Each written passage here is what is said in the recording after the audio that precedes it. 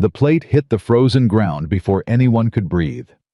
Margaret Whitaker stood in the bitter Montana cold, staring at the biscuits and gravy scattered across the dirt, her hands still outstretched from where Cole Dawson had knocked them away. She did not cry. She did not raise her voice. She looked up at the foreman's face, at the 20 men watching her from behind their coffee cups, and she said the only words she had left. "The storm will come by Thursday. Move the cattle or lose them." Cole laughed. The men laughed. And Maggie bent down, picked up the broken plate, and walked back to her kitchen alone. That was a Monday. By Thursday evening, Redstone Valley Ranch was buried under 14 inches of snow. The temperature had dropped to 31 below zero, and Cole Dawson was standing at Maggie's kitchen door, with his hat in his hands, begging her to help him save what was left. If this story already has your heart beating a little harder, you are exactly who this channel was made for. Before we go any further, hit that subscribe button right now and ring that bell, so you never miss a story like this one.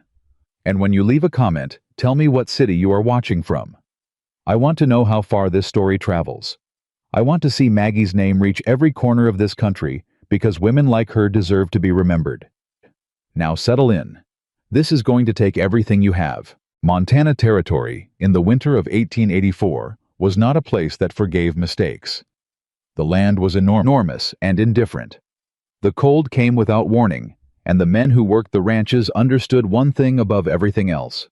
You listened to the signs, or you died. Redstone Valley Ranch sat at the foot of a mountain range that channeled wind like a weapon. William Carter had built it from nothing over 15 years, running nearly 400 head of cattle across 2,000 acres of grassland and rocky terrain. It was a successful operation by any measure, profitable enough to draw respect from other ranchers in the territory, large enough to employ 22 men full-time, and several seasonal workers during peak season. Maggie Whitaker had worked there for 3 years. She had arrived in the spring of 1881, 2 years after her husband Daniel died of a fever that swept through their small homestead 60 miles east. She had buried him herself, sold what she could, kept what she needed, and ridden west with nothing but a mule, a cast-iron skillet, and a knowledge of ranch life that went back to her childhood in Texas. She was 42 years old when she arrived at Redstone Valley, and she had asked William Carter for one thing: a fair wage and honest work, she told him. "I cook, I mend, I manage the household supplies. I don't ask for more than I earn, and I don't cause trouble." William had looked at her the way men always looked at women who arrived alone with mules and cast-iron skillets. Skeptical, slightly pitying, ultimately practical. He needed a cook because his last one had left for California with a prospector, and the men were eating charred beef and cold cornbread every night. He hired her. That was where the ranch's understanding of Maggie Whitaker began and ended. She was the cook. She was the mender. She was the woman who filled the coffee pot before sunrise and had hot biscuits on the table by the time the men came in from the morning chores. She was competent, quiet, efficient, and utterly invisible, which was precisely how she had survived this long. Maggie had learned early in her life that a woman who made herself visible paid a price for it. Her father had taught her everything she knew about cattle weather and land management. He had raised her like the sun. He never had taken her with him. On every inspection of their Texas ranch, taught her to read the sky and the soil and the behavior of animals the way other men taught their sons to read maps. She had absorbed all of it.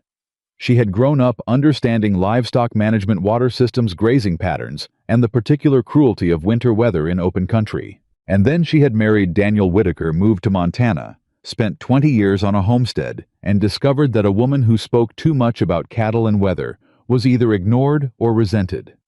So she stopped speaking about it. She cooked instead. She watched. She noticed. And for 3 years at Redstone Valley Ranch, she had been doing something nobody knew about. She had been keeping notes. It started small, almost by accident. In her first autumn at the ranch, she noticed that the north pasture flooded every time the snow melted too fast in spring, losing grazing land for 6 weeks and pushing the cattle into overcrowded sections. Nobody seemed to have a plan for it. She mentioned it once to a ranch hand named Henderson, who nodded politely and never repeated anything she said.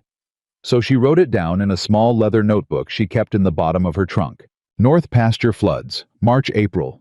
No drainage. Loses 6 weeks of grazing. The following spring she watched it happen exactly as she had predicted. She said nothing. She wrote more notes. By her second year at Redstone Valley, she had filled a quarter of the notebook. She knew which sections of fence weakened first under heavy snow load. She knew which cattle were prone to separating from the herd during storms, and where they typically drifted. She knew where the water sources were that the men used, and she knew about a second source. A natural spring fed from the mountain snowpack that nobody had found, because it was hidden behind a rock formation half a mile west of the main trail. She had found it on an October afternoon when she was gathering wild sage for the kitchen, and she had nearly cried when she saw it. Fresh water, reliable, sheltered on 3 sides from the wind. In a dry summer or a brutal winter, that spring could save lives. She wrote it in her notebook. Natural spring. West of main trail behind the granite formation near the split pine. Reliable year-round. Protected from wind. Nobody knows about it. She told no one, because she had already learned what happened when she tried. In her second winter at Redstone Valley, she had noticed a section of the barn roof that was buckling under ice weight. She told Thomas Reed, one of the older ranch hands who had always treated her with basic decency, that it needed reinforcing before the next heavy snow, or it would collapse. Thomas had told Cole Dawson. Cole had walked over, looked at the roof, told everyone it was fine, and looked at Maggie like she had suggested they build the barn out of feathers. 2 weeks later, a section of the roof came down during a storm, and they lost 3 days of work repairing it and 2 calves that had been sheltering beneath it. Cole blamed the weather. Nobody connected it to what Maggie had said. She wrote that down too. Cole Dawson had been foreman at Redstone Valley Ranch for 7 years when Maggie arrived, and he ran the operation with the kind of absolute confidence that comes from never having been seriously wrong, or at least never having been made to acknowledge it. He was a competent man in many respects. He knew cattle drives, he could manage a crew, he could ride for 16 hours without complaint, and the men respected him because he never asked them to do anything he hadn't done himself. But Cole had a particular blindness that Maggie recognized from the first week she worked there. He did not listen to people he had already decided weren't worth listening to. And Maggie was in Cole's assessment the cook. She was useful the way a good stove was useful. She fed people, she kept things warm, she did her job. He had no more interest in her opinions about ranching than he had in the stove's opinion about the weather. I was not cruel about it, not at first. He simply did not hear her. When she spoke, his eyes drifted. When she finished, he changed the subject. When she tried to bring something to his attention in front of the other men, his expression shifted to the particular blankness of a man determined not to be instructed by a woman in front of his crew. So Maggie stopped trying with Cole. She tried instead with William Carter, who was a more thoughtful man by nature. But William spent the bulk of his time in Billings, managing the business side of the operation, the contracts, the bank negotiations, the cattle sales. He rode out to the ranch every few weeks, stayed for a day or two, and rode back. He was too busy to notice what Maggie noticed, and too trusting of Cole's management to look too closely at what might be wrong. She had tried once to speak to William directly. It was in the spring of her second year when she had seen the flooding in the north pasture repeat exactly as she had predicted. She had caught William Carter between breakfast and his departure, and she said carefully and calmly that she had some observations about the ranch that might be worth his attention. William had looked at her with genuine kindness and said, "I appreciate that, Maggie. You talk to Cole about it." She did not tell him she had already tried. She went back to her kitchen. She cooked biscuits. She wrote more notes. She watched the sky. It was October of 1884 when she began to feel it. The change in the air was not something she could have explained to someone who had not spent decades paying attention to weather. It was a quality, a weight, a particular stillness that settled over the land in the late afternoon, like a held breath. The horses felt it. She watched them through the kitchen window, shifting and pressing against each other along the fence, restless in a way they only got before something significant. The cattle were moving too, bunching together without being driven, which was an older instinct than anything a cowboy could teach. The birds were wrong too. The kind of birds that stayed in the territory through early winter had been moving south for 2 weeks already, earlier than she had ever seen, and in greater numbers. And the sky. She could not explain the sky to a man who had never learned to read it. There was a color to the clouds that rolled in from the northwest on October 14th that she had seen exactly once before in her life on a ranch in Texas when she was 17 years old. That storm had lasted 4 days and killed 40 head of cattle and a hired man who had been caught out in the open. Her father had pointed at that sky and said to her, "Maggie, when you see that color, you stop what you are doing and you get everything and everyone you love under cover." She saw that same color on the afternoon of October 14th, 1884. She went to find Cole Dawson immediately. He was in the main barn with 2 ranch hands examining a piece of harness equipment that needed replacing. She waited in the doorway until he looked up because walking up to Cole while he was talking to the men always made things worse. "Cole," she said, "I need a few minutes." He looked at her the way he always did. Measured patience. "What is it, Maggie?" "There's a storm coming. A bad one. Worse than anything we've seen in the past 3 years here." One of the ranch hands, a young man named Eli Parker, looked up from what he was doing. Cole did not change his expression. Storm season, he said. "We see storms. Not like this one." She kept her voice level. She had learned that anything that sounded like urgency came across as hysteria to men like Cole. She needed to sound calm and factual. "The horses are pressed together along the north fence. The cattle are bunching in the lower pasture. The birds left 2 weeks early. The sky to the northwest has a particular color that I have seen before, and the last time I saw it, the storm lasted 4 days, and the temperature dropped to 30 below. Cole set down the harness piece and looked at her with something between amusement and pity. "Maggie," he said, "I've been running cattle in Montana for 12 years. I know what a bad storm looks like." "Then look at the sky." "I've looked at the sky." He picked the harness back up. "It's October. It's Montana. There's going to be weather.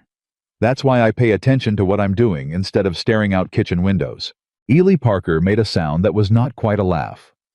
The other ranch hand, a man named Dockery, glanced at Maggie and then quickly looked back at Cole. She tried once more.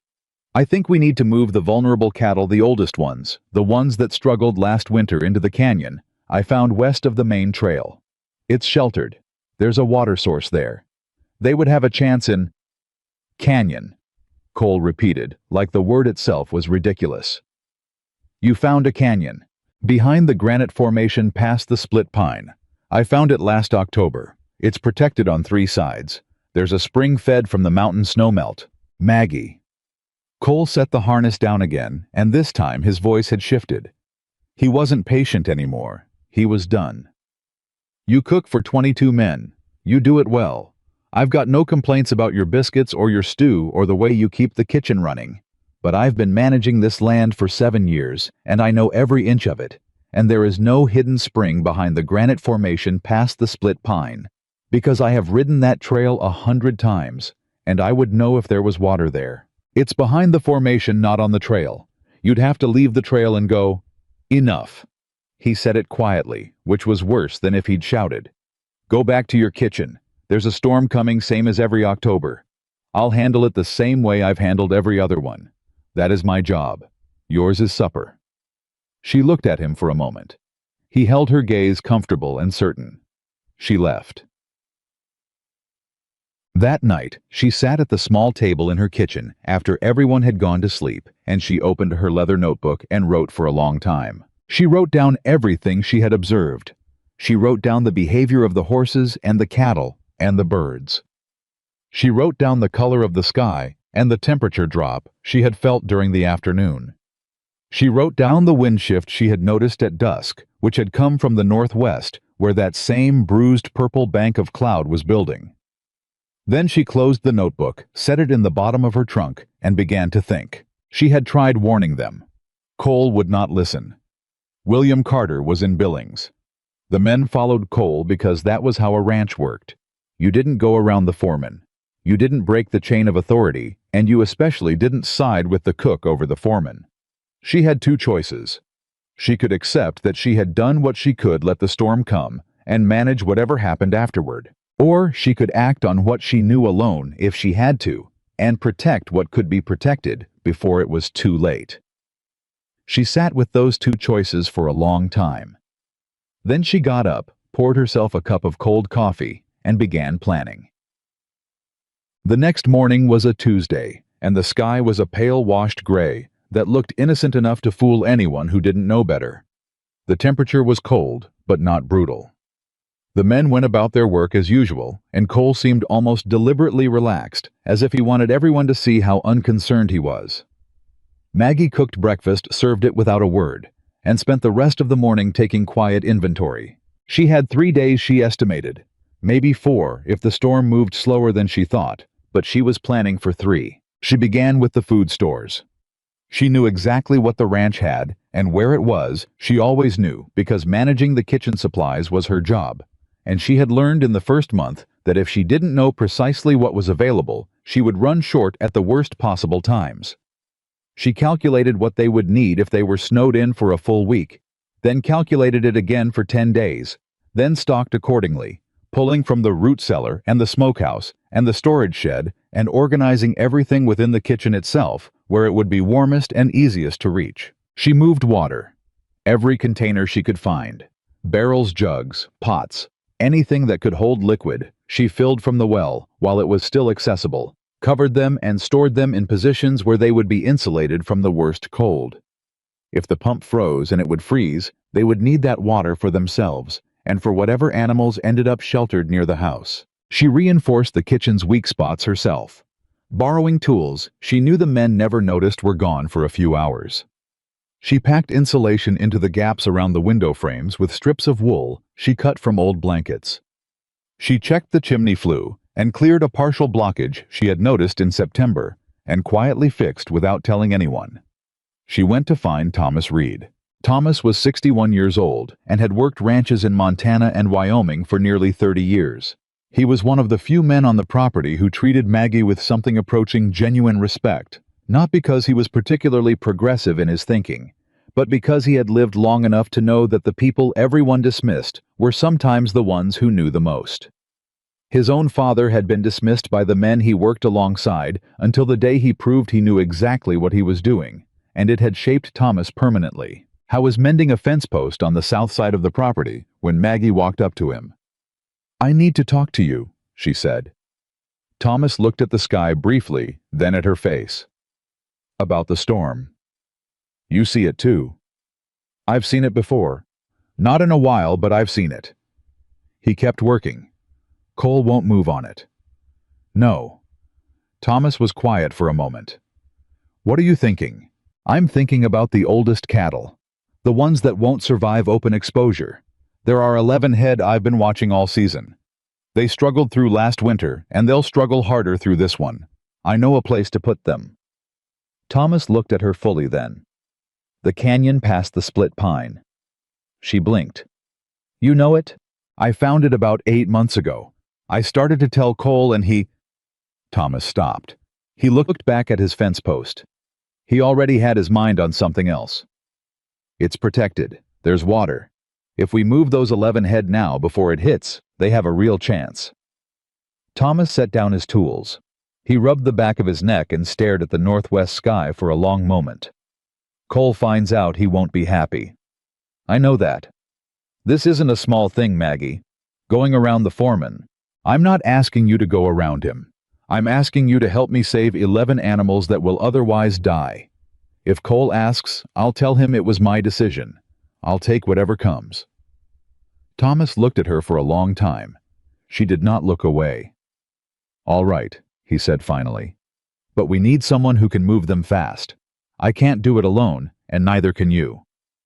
She had already thought about that. "Eli Parker," she said. Thomas considered it. "He's young. He's got a good heart, and he listens. That's more than I can say for most of them." Eli Parker was 23 years old and had been at Redstone Valley for 8 months. He had come from Kansas, the youngest of 5 brothers, and he had none of the territorial arrogance that some of the older hands carried. He still thought of ranching as something he was learning, which meant he was still willing to be taught. Maggie found him at the water trough after midday. She had debated how to approach this. Eli liked Cole looked up to him, the way young men looked up to experienced foremen, and asking him to do something Cole hadn't authorized was a real risk. She decided on honesty because she was tired of trying to calculate the safest angle. "Eli," she said, "I'm going to move 11 head of cattle to a protected canyon west of the main trail before this storm hits. Thomas Reed is helping me. We're going Wednesday morning. I'd like your help." Eli stared at her. "Does Cole know about this?" "No." He stared at her for a longer moment. He's going to be angry." "Yes." "Why are you doing it if—" "Because if I don't, those 11 animals die in the open when the storm comes, and I know how to prevent that." She looked at him steadily. "You saw what I said to Cole yesterday. You saw what he did. Those cattle don't have time for me to find a more comfortable way to handle this." Eli was quiet for a long moment. He looked at the horizon, and she could see him working through it, his loyalty to the foreman's authority against what she was saying, which was the kind of plain and direct statement of fact that was hard to dismiss if you were young enough not to have built walls against it yet. "You really found a canyon with water?" he asked. "I really found it." Another pause. Then he looked at her directly, and she saw the decision settle in his face. "I'll be ready before dawn Wednesday," he said. Tuesday night, she lay awake, listening. The wind had changed again. It was out of the northwest now, and it had a sound in it that she recognized from her childhood, a particular low note beneath the gusting that wasn't wind at all, but the echo of an enormous cold mass of air pressing down from the north.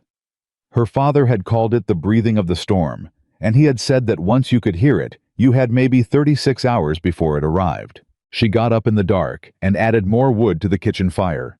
She went to the root cellar one more time and checked everything she had moved there. She went to the water barrels and confirmed they were covered. She stood in the cold kitchen and looked at her notebook on the table where she had left it and thought about everything she had written in it over 3 years. She thought about Daniel, about the homestead, about the night he died and the absolute silence afterward, and how she had understood in that silence that she was completely alone, and that being completely alone had never once stopped the sun from rising, or the animals from needing water, or the work from being there to be done. She thought about her father, who had told her that the land did not care about your feelings or your pride. The land only responded to what you actually did. She went back to bed and slept 4 hours. Wednesday before dawn she was up. She had the cattle sorted by first light, not because it was easy, because it wasn't. The animals were already agitated from the pressure in the air, and 2 of them were inclined to break from the group, but because she knew which ones she was looking for and why. She had been watching these particular 11 animals for months.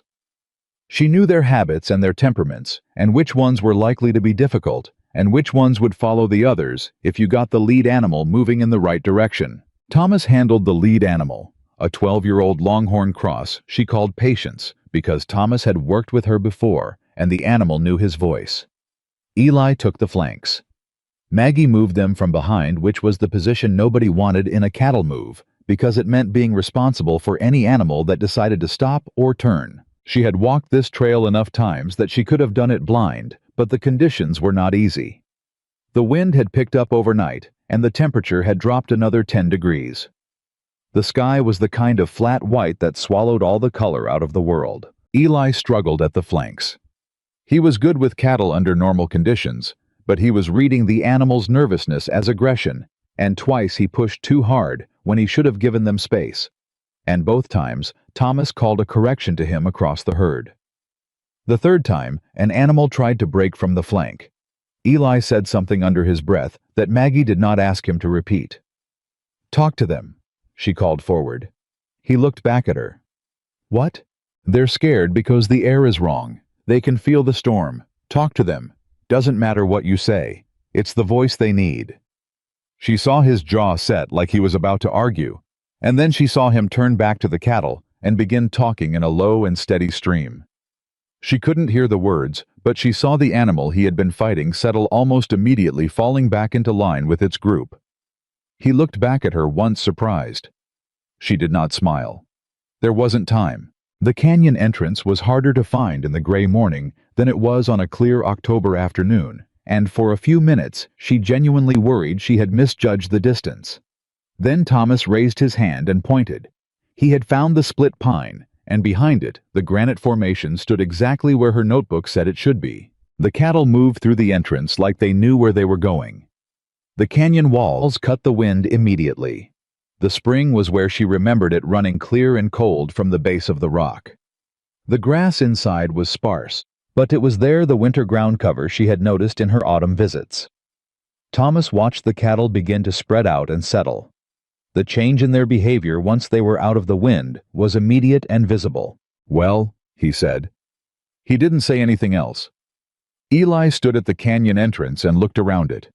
He was quiet for a long time. "How long have you known about this?" he asked finally. "Since October last year." He looked at her. "You've been coming out here all year." "I needed to know if it would hold, if the water was reliable, if there was enough shelter." She checked the spring's output, still good consistent flow, exactly as she had recorded it in every visit. "It'll hold." They rode back towards the ranch in silence. About half a mile from the main gate, Eli said, "Cole's going to notice those animals are gone." "I know." "What are you going to tell him?" "The truth." Another long silence. "He's going to be furious," Eli said. "I know that too." Cole noticed at the midday check. Maggie was in the kitchen when she heard him come across the yard, and she knew from the quality of his footsteps, the specific intention in them, that he had found out. She set down what she was doing, untied her apron, and stepped outside before he reached the door. He stopped when he saw her come out. He had expected to have to find her. The fact that she was standing there waiting for him in the cold seemed to briefly confuse his anger. "Where are the 11 head from the lower pasture?" he said. "In the canyon west of the main trail, behind the granite formation past the split pine." He stared at her. "You moved cattle?" "Yes." "You moved cattle without my authorization?" "Yes." The ranch hands were drifting toward the confrontation, now pulled by the particular gravity of an argument between people who don't usually fight. She saw Eli Parker at the edge of the group standing very still. Thomas Reed was slightly further back watching. Cole's face was a complicated thing. There was genuine fury in it, and underneath the fury, something she recognized as a man realizing he had been made to look foolish without being given the chance to defend himself first. "Maggie." He said her name like a period at the end of a sentence. "I am the foreman of this ranch. I make the decisions about where the cattle are moved and when and why. Not you. Not Thomas Reed. Not anybody who decides they know better than the man whose job it is to know. Do you understand that?" "I understand it." "Then explain to me why you did this." She looked at him steadily. "Because you wouldn't. And the storm is going to be here by Thursday night, and those 11 animals would not survive the open fields. I know that canyon is protected. I know the water source is reliable. Those animals are safer there than they would be anywhere else on this property, and I knew it before this morning, and I know it now." He took one step toward her. "You know it." "Yes. A cook." He said the word slowly. "You a cook know where my cattle should be better than I do." "In this case," she said. "Yes." For a half a second, nobody breathed. Then Cole picked up the plate of biscuits that Dockery had carried out from the kitchen, and he threw it. Not at her. He flung it sideways into the dirt. An explosion of frustration rather than aimed violence. But the biscuits scattered and the plate cracked against the frozen ground, and the gesture said everything he hadn't finished saying with words. "Get back in your kitchen," he said. His voice was very quiet. "Don't touch my cattle again. Don't come to me with your weather predictions and your hidden canyons and your notes and your—" He stopped. He breathed. "You are the cook. Start acting like it." He walked away. The men stood in the cold. Nobody looked at Maggie. She looked at the biscuits scattered across the frozen ground, then at the cracked plate. She crouched down and began picking up the pieces. Eli Parker appeared beside her without a word and began helping. She looked up at him briefly. "Thank you," she said quietly. He nodded. He didn't speak, but he stayed there until every piece was collected. That night, the temperature dropped 15 degrees in 2 hours. Maggie was awake watching from the kitchen window when the first real snow began to fall. It was not the tentative snow of a normal October storm. It came fast and dense and sideways, driven by a wind that had been building all day. Within an hour, the yard outside the kitchen window was white. She built the fire higher. She checked her water stores. She opened her notebook and wrote one final entry for October 15th. Storm arrived as predicted. 11 cattle secured in Western Canyon with Thomas Reed and Eli Parker. Kitchen stores sufficient for 10 days. Water stored. Fire stable. She paused. Then she wrote, "Cole will not come to me tonight. But by morning, he will understand what is happening. And by Thursday, everyone on this ranch will understand what I have known for weeks." She closed the notebook. She sat in her kitchen while the storm buried everything, and she waited for the world to catch up to what she already knew.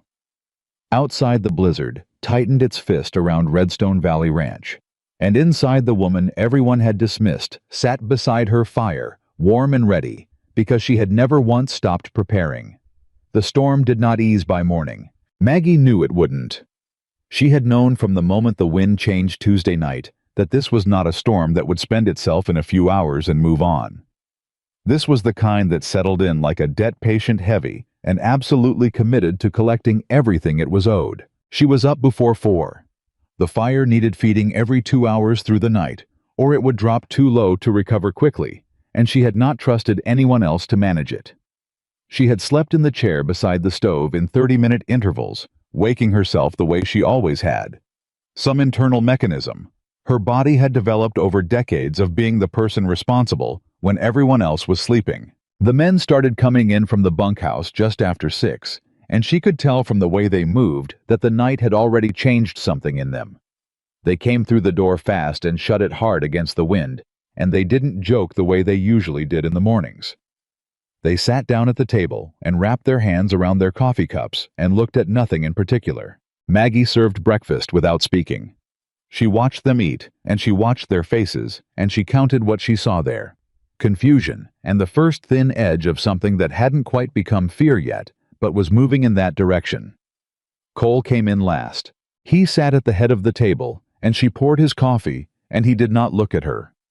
She did not look at him either. That was their arrangement this morning, and she understood it. A man like Cole needed time to move from one understanding of the world to another, and she was not going to rush him. Rushing him would only make him dig in harder. She went back to the stove. She listened. "Wind's worse than last night," said a man named Harlan, who had been at the ranch 5 years and was generally the one who said what everyone else was thinking. "Temperature's still dropping." "It'll level off," Cole said. Nobody responded to that. The silence itself was a response. Maggie kept her back to the table. "The north herds pushed up against the east fence," said Dockery. "I checked at first light. They're packed in tight, the ones in the exposed field. We'll move them to the lower shelter once the wind drops," Cole said. Another silence. Longer this time. "Harlan," said Thomas Reed from the far end of the table, and his voice was careful and measured in the way of a man who had survived enough winters to know when to choose his words. "What's the reading on the temperature gauge this morning?" 11 below, Harlan said, "and it was 4 above when I went to sleep." 15 degrees in one night. Maggie heard the collective stillness that fell over the table when that number settled in. She did not turn around. She set her hands flat on the counter in front of her and kept them there. "The lower shelter won't be enough," said Eli Parker. His voice was quiet. He said it the way young men said difficult things when they had decided it was more important to say them than to stay comfortable directly and without ornamentation, which was sometimes more powerful than a speech. Cole looked at him. The look was not a kind one. "You have something to add, Parker." "The lower shelter's got a gap on the northwest wall. I saw it in September. Wind'll come straight through." Eli held Cole's gaze. He was 23 years old, and his hands were tight around his coffee cup, but his voice didn't shake. "The cattle in the open fields aren't going to make it through a week of this." "One more day," Cole said. "Temperature will level off." "You don't know that," Eli said. The room went absolutely still. Everyone at that table knew that Eli Parker had just crossed a line. You did not tell the foreman he didn't know something. Not in front of the crew. Not at the breakfast table in the middle of a blizzard. The social architecture of a working ranch depended on the foreman's authority being treated as settled, and Eli had just picked up a stone and thrown it directly at the foundation. Cole set down his coffee cup. "Son," he said, "I have been running cattle through Montana winters since before you knew how to ride. I think I have a reasonable understanding of what this storm will do." "I think Maggie knew what this storm would do," Eli said. "Last Monday." That was the second stone. Cole stood up from the table. Not fast, not dramatically. He simply rose, the way a man rises when he is done with a conversation. And the message was clear enough that Eli stopped talking, and Thomas Reed found something interesting to look at in his coffee. "I'll be checking the herd," Cole said. "Anyone who's finished eating, I want you outside in 10 minutes. He walked out without touching his biscuits. Maggie turned around slowly and looked at the table of men. Several of them looked back at her. She did not say anything. She picked up Cole's untouched plate and set it aside and began clearing the table, and one by one the men pushed back their chairs and went out into the storm. Thomas passed her on his way out. He paused at the door. 11 head are warm and fed," he said quietly. "I know," she said. He went out. She stood alone in her kitchen and listened to the wind and thought about what came next. By mid-morning, the storm had made its argument more clearly than any person on that ranch could have made it. The temperature had not leveled off. It had dropped another 4 degrees. The snow was coming horizontally now, driven by a northwest wind that showed no sign of exhausting itself, and the visibility in the yard outside the kitchen window had dropped to the length of 3 men standing end to end. Beyond that, the world simply disappeared into white. 3 of the ranch hands came back inside within an hour. Not because Cole sent them in, he would not have sent them in, but because 2 of them had been working near the east fence, and the third had been checking water lines, and all 3 of them had made the individual calculation that staying outside was becoming genuinely dangerous. Their faces when they came through the kitchen door were raw and half-frozen, and Maggie sat them down without being asked, and put hot coffee and food in front of them before they had finished pulling off their outer layers. "How bad is it out there?" she asked. "Bad," said the youngest of the 3, a man named Ridley, who had come from Georgia the previous spring, and had not yet fully recalibrated his understanding of what Montana winter meant. His lips were barely working right. "I've never felt cold like that. It's not just cold, it gets inside you." "Drink the coffee before you say anything else," she told him. She moved the 3rd pot of coffee off the back burner and replaced it with a full pot because she had already understood that the kitchen was going to become the center of operations today, whether Cole had authorized it or not. People came where it was warm. People came where there was food and someone to think alongside. She had seen it before in smaller crises, and she recognized the pattern. The formal authority of the foreman mattered enormously in normal conditions, and began to matter less the moment survival became the organizing principle. She had more water stored than anyone knew. She had food for 12 days if they were careful, and 10 if they ate normally. She had dry firewood stacked in the covered section of the woodshed that shared a wall with the kitchen, which meant she could access it without going out into the open. She had lamp oil and candles and 2 extra sets of matches wrapped in oilcloth in the bottom of her trunk. She had prepared for this the way her father had taught her to prepare for anything that could kill you, thoroughly, quietly, and without assuming anyone else was doing it for you. The 3 men at her table slowly returned to themselves with the coffee. She fed them again properly this time, and she noticed how the food changed them, how warmth and calories shifted something behind their eyes from the flat, stunned look of cold back into something that could think. "What's happening with the North herd?" she asked Ridley. He looked at her over his cup. "Pressed against the east fence.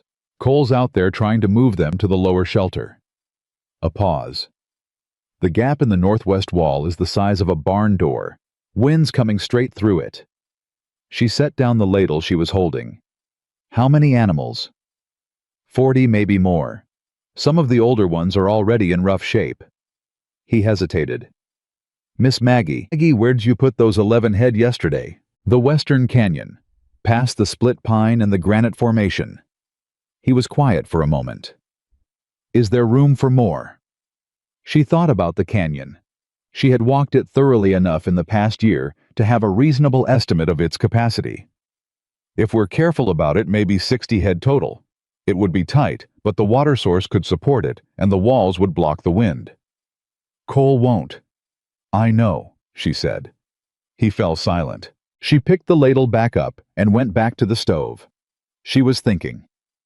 Cole came in just before noon, and he came in alone, which told her something significant had shifted in the past 2 hours.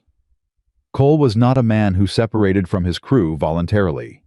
He believed in visible leadership, in being the one who stayed out the longest and worked hardest and left last. If he had come inside, something had overridden that instinct. He stood in the kitchen doorway, his face red and raw ice on his beard, his outer coat stiff with frozen snow. He did not say anything for a moment.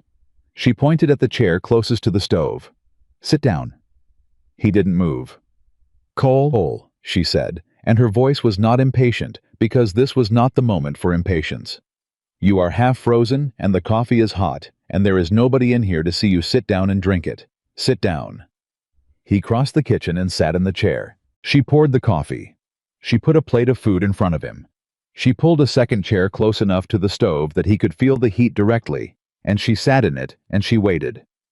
He ate about half of what was on the plate before he said anything. The gap in the northwest wall of the lower shelter is worse than Dockery told me. His voice was flat, factual. The voice of a man reporting information, not making excuses. The wind comes through it like a river. The animals are cold, but they're not panicking yet.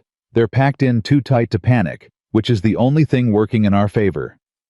How long before it becomes critical? He looked at her. She looked back at him. This was new territory for both of them, speaking to each other directly, without the performance of hierarchy around them, and she watched him navigate it.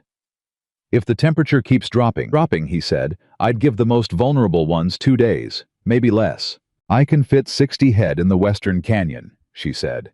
Not comfortably, but safely.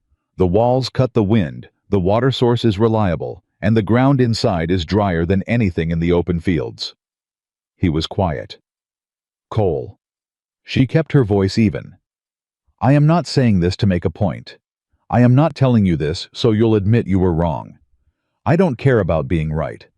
I care about whether those animals are alive on the other side of this storm. He looked at the fire. He turned the coffee cup in his hands. She could see the exact shape of what he was doing, measuring his options against his pride, and feeling the awful weight of a situation where pride had become the most expensive thing on the property. The men, he said finally. Moving that many head in these conditions. It's dangerous. It's more dangerous not to. He was silent for a long time. Long enough that she considered saying more, then decided against it. Thomas Reed knows that trail, she said. So does Eli Parker. And Harlan's been here long enough to handle a move in bad weather. With 4 people who know what they're doing, we can get 60 head to that canyon before dark if we leave in the next hour. Cole set down the coffee cup. I'll lead it, he said. She looked at him. It's my responsibility, he said. The cattle, the men, the decisions on this property. That's mine. I'll lead the move. She said nothing for a moment.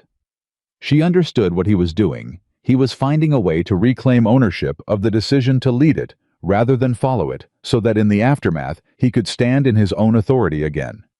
It was not a perfect resolution, but it was a real one. All right, she said. He stood and picked up his coat. At the door he stopped. He did not turn around all the way, just enough that she could see the side of his face. The canyon, he said. The spring. How long have you known about it? October of last year. A long pause. You've been coming out here a year, he said. It was almost exactly what Eli had said the day before, and she understood that the two of them were arriving at the same realization by different roads. I needed to know it was reliable, she said. I needed to know it could hold that many animals. I needed to know the water wouldn't dry up in a cold snap. She paused. I don't guess at things that matter, Cole. I find out. He stood at this door for another moment. Then he went out into the storm. The move took 3.5 hours. Maggie did not go with them. She had suggested it, but Cole had said no, and this time she understood his reasoning and accepted it. He needed to lead this, and he needed to be able to lead it without her presence reshaping what it meant. She could give him the knowledge. She could not give him the authority back the way he would need it going forward. He had to take that himself. She stayed in the kitchen and managed what she could manage from there. She sent Ridley out with an extra lantern and extra rope, both of which she had prepared the day before. She organized the food for the men's return, knowing they would come back half-frozen and depleted and would need to eat before they could do anything else. She checked the water stores again. She checked the firewood. And she worried. She had not expected to worry. She had planned too carefully for worry to have much purchase. But she had sent 3 men she cared about in the particular way you cared about people you had cooked for and watched and quietly helped for years without being thanked into a blizzard with 60 anxious cattle. And there was a point at which preparation ended, and the world simply did what it intended to do regardless. She stood at the kitchen window for long stretches, watching the white nothing beyond the glass, listening to the wind for any change in pitch that might tell her something. An hour into the move, young Ridley came back. He had been turned around in the zero visibility and lost the group, and ended up back at the fence line, and he came in white-faced and shaking. "I lost them," he said. "I couldn't see the wind came up, and I couldn't see anything, and I just—" "Sit down," she said. "You did the right thing. You came back instead of pushing further and getting lost. Sit down." He sat. He was shaking so hard the chair rattled against the floor. She wrapped a blanket around him before she poured the coffee, because blanket first was the rule, always blanket first. "They'll be all right," she said. "Thomas has done this kind of move in worse conditions. Cole knows the land." "Do you believe that?" he asked. He was young enough to ask it directly. She looked at him steadily. "Yes," she said. She did believe it. Cole was prideful and stubborn and had made a serious error in judgment, but he was not incompetent. He was experienced in exactly this kind of situation, and once he had committed to the move, he would see it through. She knew that about him. She had been watching him for 3 years. "Drink," she told Ridley. "All of it." They came back at 3:30 in the afternoon, an hour before the light would have failed entirely. She heard them before she saw them, voices outside, the sound of boots stamping against the frozen boards of the porch, the heavy specific exhaustion of men who had been working in extreme cold for hours. She had the door open before the first of them reached it. Thomas came through first. He looked at her and nodded once, a single nod that told her everything. She felt something release in her chest that she hadn't fully realized she'd been holding. The men filed in. Cole came last. He pulled off his outer coat and hung it on the peg by the door and stood for a moment, head down, hands braced on his knees, breathing. Not dramatically, just the honest need of a man who had pushed hard in brutal conditions and needed 30 seconds before he could be anything other than a body that was tired. Then he straightened up. 63 head, he said. All made it. Maggie did not let herself react visibly. She turned toward the stove. "Sit down," she said. "All of you." She fed them. She kept feeding them for 2 hours because the cold had burned through everything they had, and men who had worked that hard in that temperature needed to eat enormous quantities to rebalance themselves. She ran through 3 loaves of bread and a pot of stew, and most of what she had prepared for supper, and she started another pot without mentioning it. Nobody talked much. Not at first. The room had the particular quality of a space after an ordeal, people together in the warmth, not needing to explain to each other what had happened, because they had all been inside it. Then Harlan said, "That canyon." Everyone looked up. "I've ridden that trail 100 times, he said. He was talking to the table generally, not to anyone specific. "I never went off trail past the formation, never had a reason." A pause. "That spring is something. Running clear even in this," Thomas said. "That's mountain snowmelt," Maggie said from the stove. She kept her voice matter-of-fact because this was not a moment she wanted to make about herself. "It feeds from high enough up that it doesn't freeze at ground level, unless the temperature drops below 25 below for more than 4 days straight. We shouldn't hit that." Harlan looked at her. "How do you know all that?" I tested it, she said. Last January during the cold snap. I checked it every day for a week. You went out there every day during the January cold snap, he said slowly.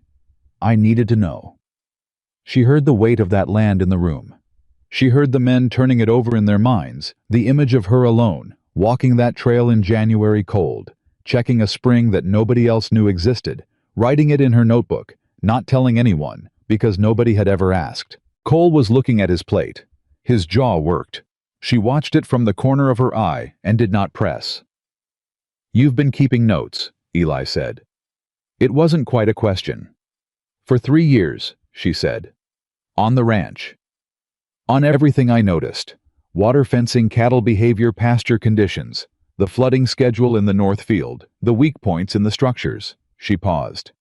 The things that needed attention. Why didn't you? Harlan stopped. He seemed to hear his own question arriving at its obvious answer before he finished it. Nobody completed the thought for him because they all knew why she hadn't. The silence stretched out, and inside, it was everything that had been said to her in 3 years, and everything she had said in return, and everything that had been ignored. The plate knocked out of her hands. The laughter. The dozen small moments of dismissal that she had absorbed and noted and set aside because she had work to do, and there was no point in anything other than the work. Cole set down his fork. The north pasture, he said. His voice was different. Not softer exactly. Cole Dawson was not a soft man, but slower, more deliberate, like a man choosing each word from a smaller and more honest selection than he usually worked from. It floods every spring. March to April, she said. Losing about 6 weeks of grazing annually. There's a drainage solution that would take 3 days of labor to put in. I've known about it since my first spring here. Cole looked at her. His face was not easy to read, but she had been reading it for 3 years, and what she saw in it now was something she had not seen there before. Not shame exactly. Something closer to the moment before shame, when a person was still in the process of understanding the full shape of what they had done. Thomas, he said. Yes, sir. Tomorrow morning, weather permitting, I want you to look at Maggie's notes on the north pasture drainage. Thomas Reed did not say anything. He looked at his coffee cup, and the very edges of his expression moved in a direction that was almost but not quite a smile. Yes, sir, he said. Cole picked his fork back up. All right, he said. Let's finish eating. That night, with the storm still grinding against the walls of the ranch, and the temperature outside at 18 below, and dropping, Maggie sat in her kitchen after everyone had gone, and did the thing she had been doing since she arrived at Redstone Valley Ranch 3 years ago. She wrote in her notebook, but tonight was different from every other night she had written in it, because tonight she was not writing things that nobody would ever read. She was not writing for herself alone, or for some future accounting that she half believed would never come. She was writing because tomorrow someone would ask for those notes, and this time the door was open. She wrote until her hand ached, and then she set the notebook on top of her trunk instead of inside it, and she sat for a long time in the warmth of her kitchen and listened to the storm. It was still vicious out there, still grinding down on everything and everyone. The battle wasn't over, but something had shifted in that kitchen tonight, something real and irreversible, and Maggie Whitaker, who had survived enough of life to know the difference between a change in weather and a change in the underlying conditions, felt it in her bones. She banked the fire carefully. She checked the water. She set 2 extra logs ready beside the stove for the 4 a.m. feeding. Then she went to sleep, and for the first time in as long as she could remember, she did not wake up in the dark, worrying that no one else was ready. Because now finally, she was not the only one who knew what she knew. And the storm, for all its fury, could not take that back. The storm did not break on Friday. Maggie knew it wouldn't. She had expected it to run at least 5 days, and the sky told her nothing had changed about that calculation. She could feel it in the air pressure in the particular way the wind had settled into a steady, relentless rhythm, rather than the gusting peaks of a storm burning itself out. This was not burning out. This was settling in. The ranch had found a new shape in the past 48 hours, and she was aware of it, the way you were aware of a room that had been rearranged, everything functionally the same, but the weight distributed differently. The men came to her kitchen now without the same self-consciousness they'd had before. Not all of them, and not without a certain residual awkwardness, but the flow had changed. The kitchen had become the center of the ranch's operational thinking in a way that the barn or Cole's small office had been before the storm, and she had not made that happen. The storm had made it happen. She had simply been the person who was ready when it did. Cole was the first one through the door Thursday morning before any of the other men before the light had fully come up. He poured his own coffee from the pot she kept on the back of the stove through the night and sat at the table, and she brought her notebook and set it between them without being asked. He looked at it for a moment. At the worn leather cover, the swollen edges of the pages from being handled so many times, the small ink mark on the corner from the night she had knocked it against the lamp. Then he opened it. She watched his face as he read. She had given him the North Pasture section first because it was the most immediately relevant, and because it was the safest place to begin, practical, measurable, less charged than some of what else was in there. He read without speaking. His expression moved through several things. She recognized the focused attention of a man actually processing information, and underneath that, something more complicated that he was working to keep off his face. He turned a page. Then another. He stopped at the entry about the barn roof. October of last year. The section of the roof that buckled under ice weight that she had mentioned to Thomas Reed, that Thomas had mentioned to Cole, that Cole had dismissed, that had collapsed 2 weeks later. His jaw tightened. She said nothing. He kept reading. After 20 minutes, he closed the notebook and sat with his hands flat on the table. The coffee in his cup had gone cold, which told her how thoroughly he had been inside the reading. The fence on the south line, he said. 3 posts. The ones closest to the creek. The ground shifts when the water table drops in August, and it pulls them sideways. They look straight, but they're not anchored properly. I checked them last August. I walked that fence line in September. I know you did. He looked at her. There was a quality in his eyes she hadn't seen there in 3 years of working beside him, not quite humility, because Cole Dawson was too seasoned a man to arrive at humility in 20 minutes over a notebook, but something real and unguarded. You watched me walk right past them, he said. Yes. And you didn't say anything. She met his gaze. Would you have listened? The question sat between them, like something that had been waiting a long time to be asked out loud. He did not answer it immediately, and she gave him the space not to, because a man who needed to think before he answered that question was a man taking it seriously. No, he said finally. I wouldn't have. She picked up his cold coffee cup, went to the stove, and brought it back hot. She set it in front of him without comment. He wrapped his hands around it. 3 posts on the south fence, he said. When the storm breaks. When the storm breaks, she agreed. That was how it started. Not with an apology, not with a formal acknowledgement, not with any of the things she had never expected from a man like Cole Dawson anyway. Just with a fact being received and acted on, which was all she had ever asked for. By the 3rd day of the blizzard, the ranch had developed a routine that would have been unrecognizable to anyone who had known it before the storm. Maggie ran the morning briefings from the kitchen table. She had not set out to do this. It had emerged organically from the fact that she was the one with the information, and the men needed information more than they needed anything else right now. Cole was always there. Thomas was always there. Eli Parker had become a fixture at her left elbow, taking mental notes with the focused attention of a young man who had decided he was going to learn everything this situation had to teach him. The other men drifted in and out, depending on what tasks they'd been assigned and how long the cold allowed them to be outside. But the kitchen was always occupied, always warm, always provisioned. On the morning of the 3rd day, Harlan came in from the outside with an expression that made everyone stop what they were doing. 2 of the animals in the lower shelter, he said. The ones we didn't move. I think we're going to lose them. The lower shelter, the one with the gap in the northwest wall, still held about 30 head that the team hadn't been able to reach during the canyon move. The gap had been partially patched with boards that Dockery and another man had managed to nail up in the wind, but partially was not fully, and the temperature had continued to drop overnight to 21 below, which was approaching the threshold Maggie had noted in her book about the canyon spring, but was well within the danger range for animals that were already stressed and inadequately sheltered. "Which two?" Maggie asked.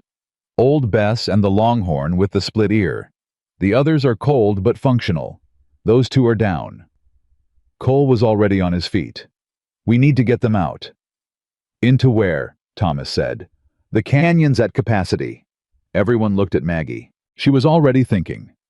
She ran through the configurations she had mapped, the measurements she had paced off during her visits. The areas inside the canyon walls where the rock face jutted out and created additional shelter within the shelter. She had noted 2 such areas in her book specifically as overflow positions. "There are 2 alcoves on the east wall of the canyon interior," she said. "I noted them last spring. The rock overhang extends enough to give protection from direct precipitation.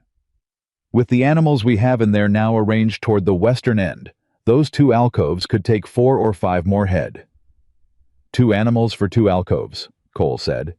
"If we move them carefully, they're down so it'll take work." "Can they be moved at all?" Harlan said. "Depends on how far down they are." She looked at Cole. "Someone needs to check them before we decide anything else." Cole was out the door before she finished the sentence. She watched him go and turned back to the stove and began preparing what she knew they would need when the men came back half frozen from whatever the next 2 hours brought. Eli appeared at her elbow. "If they're too far gone to move, then we do what we can for them where they are," she said. She handed him a stack of extra blankets from the shelf above the wood box. Old ones worn but wool all the way through. "Take these. If Cole says they can be moved, wrap them before you try. Body heat is the first thing that needs to go back in." He took the blankets. "Where did those come from?" "My trunk," she said. "I brought them when I packed the emergency stores Monday night." He stood there for a moment, holding the blankets, and she could see him doing the same arithmetic Harlan had done 2 days ago at the kitchen table, working backward through the days before the storm, recalculating what she had done, and when and how far ahead she had been thinking. "Go," she said, not unkindly. "They need those more than you need to think right now." He went. Cole came back 40 minutes later with news that was better than Maggie had feared, and worse than she had hoped. Old Bess was down, but responsive, cold, and exhausted, but not gone. The longhorn with the split ear was in worse condition, barely reacting, her breathing too shallow and too slow. They had wrapped both animals in the blankets, and 2 of the men were staying with them, but moving either of them to the canyon in their current state was a calculation that could go either way. "Can Bess walk if we support her?" Maggie asked. "Maybe. She got up twice on her own when Eli coaxed her. Went back down both times, but she got up. Then she can make it if we get her moving and keep her moving. Animals that keep moving in extreme cold have a better chance than animals that stay still. The blood needs to circulate." She paused. "The longhorn?" Cole's jaw was set. "I don't know." Those 3 words from a man who had spent 7 years on this ranch projecting absolute certainty cost him something real to say. She heard it. "Bring Bess first," she said. "If the longhorn is stable where she is with the men staying alongside her, she may have more chance where she is with body heat than she does being moved in these conditions. Bess can walk. Moving her quickly is better than moving the one who can't." He nodded. He was listening to her the way he had always listened to the ranch hands whose judgment he had verified and trusted completely without the static of hierarchy filtering the information. She had not expected to feel anything particular about that. She found that she did. "I'll have everything ready when you bring her in," she said. He looked at her for a moment, not long, just a beat, just enough to be a look rather than a glance. Then he went back out. She moved fast. She cleared a section of the kitchen floor closest to the stove, laying down everything she had that would insulate from the cold boards. Her own bedding, the remaining blankets, the heavy rag rugs from the main room that she pulled up herself. She heated water and filled every container she had with it, not hot enough to shock, but warm enough to matter. She thought about her father standing over a calf they'd pulled through a Montana cold snap when she was 12 years old, talking her through every step of it. His voice steady and certain in the way it always was when he was teaching her something that mattered. You give them warmth from the outside, and you give them water from the inside, and you stay beside them, he had said. And sometimes they live, and sometimes they don't, but you give them everything you've got, and then you've done your job. She had done her job for everything and everyone on this ranch that she could reach. The ones she couldn't reach were the only thing that still weighed on her. Old Bess came through the kitchen door, supported between Cole and Thomas, and it was one of the stranger sights Maggie had seen in a life that had contained many strange sights. The animal was enormous and disoriented, and the kitchen was not built to accommodate her, but she was alive and on her feet, and that was the entire point. She went down on the padded floor by the stove, with the particular heavy relief of a creature that has been cold for too long and has just found warmth. Cole knelt beside her and worked through the process that Maggie directed from 2 feet away: warm water, first small amounts, then more, watching the response. Maggie stayed close enough to monitor, but back enough not to crowd the animal, because a stressed animal needed space, even while it needed help. The other men filtered in over the next hour, 1 or 2 at a time, and the kitchen that had already been the busiest room on the ranch became something even beyond that. She was feeding men at the table, and monitoring Bess by the stove, and directing Eli to check the water temperature, and answering Cole's questions about timing all at the same time. And she did all of it with the particular focused calm that came from having prepared for exactly this kind of overwhelm. Around noon, Harlan came in from the lower shelter with news about the longhorn. "She's standing," he said. "Unsteady, but standing. Dockery's been talking to her for 3 hours straight." The kitchen went quiet. "Dockery," Cole said. "Yes, sir. He said it was what you do with a horse that's in shock. You keep talking, keep the voice going, give them something to track. He just—" Harlan paused. His expression was something between amused and genuinely moved. He just kept talking, about his family in Ohio mostly. Told her about his sister's wedding and his mother's cooking and a dog he had as a boy. Another pause. He also told her about the spring chicken we're going to have when this storm breaks, which seemed to encourage her considerably. The laughter in the kitchen was the first real laughter in 3 days, and it moved through the room like heat, fast and necessary. Even Cole smiled. It was brief, but it was real. Maggie turned back to the stove so nobody would see what it did to her face. She was not a woman who cried easily, and she was not going to start now. But there was something about 30 men fighting for the lives of 2 animals in the middle of a blizzard, directed partly by a notebook that had lived in the bottom of her trunk for 3 years, that was more than she had entirely prepared herself to feel. She stirred the pot and breathed and kept moving. It was late on the 3rd day, around 4 in the afternoon, when William Carter arrived. Nobody had expected him. Nobody could have expected him.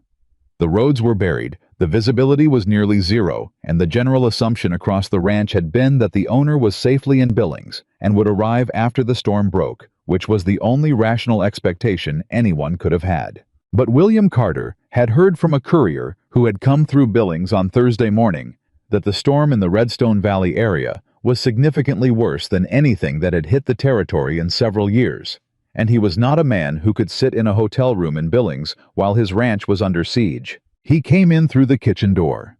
Most people came through the kitchen door, now half buried in snow and ice, his horse having given out a mile from the property line, and the last mile walked on foot. He pulled off his outer layers with the particular shaking that told her he was cold down to the core, and had been for a long time. The room went very still when he came in, not because anyone was afraid of him. William Carter was not that kind of owner, but because his arrival changed the weight of the room in a way that was immediate and physical, the way a fire changed when someone opened a flue. "William," Cole said. He stood from his chair at the table. "Sit down, Cole." William's voice was steady, but thin from cold. He was scanning the room the way a man scanned a room when he was trying to understand rapidly what had happened in a place he had been absent from. His eyes moved over the men at the table, over Bess on the padded floor by the stove, over the organized lines of water containers and food stores and emergency supplies that Maggie had arranged along the walls, and finally they came to rest on Maggie herself standing at the stove. "Maggie," he said. "Sit down, Mr. Carter," she said. "I'll get you coffee and food, and then Cole can tell you what's happened." She did not frame it as Cole telling him. She framed it as Cole telling him, which gave Cole back his authority in front of the owner, which was a thing she understood needed to happen for the ranch to function correctly on the other side of this storm. Cole noticed. She saw it in his expression, a flicker of something that acknowledged what she had just done. William sat, she fed him, and Cole talked. He told it plainly, and without much editorializing, which she respected. He said they had received a warning about the storm earlier in the week. He said he had not acted on it in time. He said that Maggie had independently secured 11 head in the Western Canyon, then 63 head, when the situation became critical, and that those animals were alive because of it. He said the kitchen had become the operational center of the ranch during the crisis, and that the food stores, the water, the emergency preparations were all Maggie's doing. He said it clearly, and without flinching, and he did not minimize his own failure to act, and he did not take credit for things he hadn't done. Maggie kept her back to the room during most of it, because she needed to keep her hands busy, or she would have to sit down, and she was not ready to sit down. When Cole finished, the kitchen was very quiet. William Carter set down his coffee cup. "How many total animals in the Western Canyon?" 74 as of this morning, Maggie said, "including the 2 we moved from the lower shelter in the last 24 hours. And the ones we couldn't move. 31 head in the lower shelter. We've had men with them continuously. 2 were critical, 1 has stabilized, the other is in recovery here." She glanced toward Bess by the stove. "We expect to lose some. We don't expect to lose the ranch." William looked at her for a long time. "The Western Canyon," he said. "I've been on this property for 15 years, and I did not know about a protected canyon with a reliable water source west of the main trail. I found it in October of last year," she said. "I've been monitoring it since. And the spring. Year-round. Fed from the mountain snowpack at an elevation high enough that it doesn't freeze until 25 below sustained. You've been going out there alone to check it, yes? And keeping notes, yes?" He turned to Cole. "Did you know about this?" Cole was quiet for a moment. "I know about it now." It was an honest answer. William received it as one. He looked back at Maggie. Then he said something she had not expected. "I'd like to see your notebook," he said. "All of it. Everything you've observed since you've been here." The kitchen was silent. She could feel the men watching her. She went to the shelf where she had moved the notebook from her trunk. She had taken to keeping it closer now that it had been opened, and she set it in front of William Carter. He opened it and began reading. He read for a long time. The men around him moved and talked and ate, and she kept the stove going and the coffee full, and nobody interrupted William Carter, because even the youngest man in that kitchen understood that something significant was happening. He read the barn roof entry. He read the north pasture flooding. He read the south fence posts. He read about the natural spring and every dated visit she had made to test its reliability. He read about the cattle she had been monitoring all season, the ones she had identified as vulnerable, the ones she had predicted would struggle, the ones she had moved to the canyon before the storm hit. He read for 45 minutes. When he looked up, his expression had the particular quality of a man who had just understood the full cost of a mistake he hadn't known he was making. 3 years, he said. Yes. 3 years of this. He tapped the notebook. And nobody asked. She did not answer that. She did not need to. William looked at Cole. Cole looked at the table.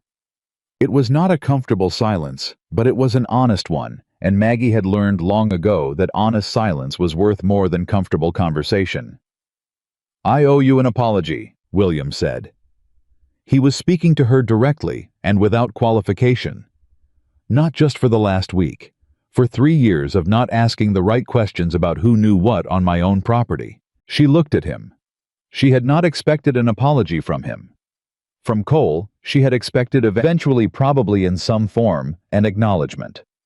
But William Carter was a practical man who ran a business, and practical men who ran businesses did not typically lead with apologies.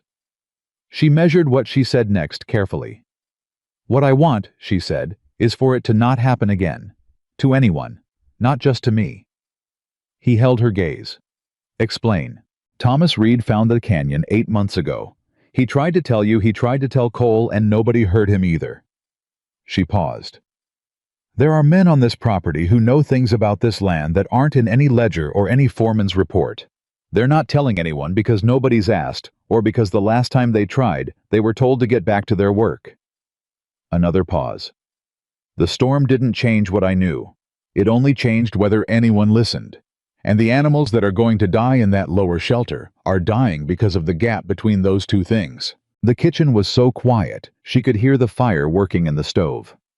William Carter nodded slowly. He looked at his hands on the table. He looked at the notebook. What would you need, he said, to make sure that gap doesn't exist next winter? She had not expected that question either. Not this soon. Not in the middle of the storm with animals still at risk, and the temperature still 18 below, and the crisis not yet resolved. But she had thought about it anyway. She had thought about it for 3 years. She pulled out the chair across from him and sat down. I need to show you something, she said. And she opened the notebook to the section she had never shown anyone. Not Thomas, not Eli, not Cole. The section she had written in the back pages and labeled in her careful handwriting simply, what this ranch could be. She turned it toward him, and while the storm howled against the walls of Redstone Valley Ranch and 74 cattle sheltered in a canyon that only one person had bothered to find, and old Bess breathed slow and steady on the padded kitchen floor by the fire, and Dockery sat in a half-frozen shelter talking to a longhorn about his sister's wedding. William Carter read what Margaret Whittaker had been thinking quietly and alone for 3 years. He read it twice. Then he looked up at her with the expression of a man who had just realized that the most valuable thing on his property had been carrying a notebook and cooking biscuits. How long would it take to implement the drainage fix on the north pasture? He asked. 3 days of labor. I have the measurements. The south fence posts. 1 day. I know exactly which 3. The water system you've outlined here. 2 weeks if the weather cooperates. The materials are all available in Billings. He sat with that. He breathed. He looked at the notebook, and then at her, and then at Cole, who had been sitting very still through all of this listening. Cole, William said, Sir, I want you and Maggie to work through the rest of this notebook together, every item, before I leave the ranch. He paused. And I want your assessment of what she's observed, whether you agree where you'd push back, what you'd add. Cole's jaw worked. It was the kind of request that was also a test, and he knew it, and she knew it, and William knew it.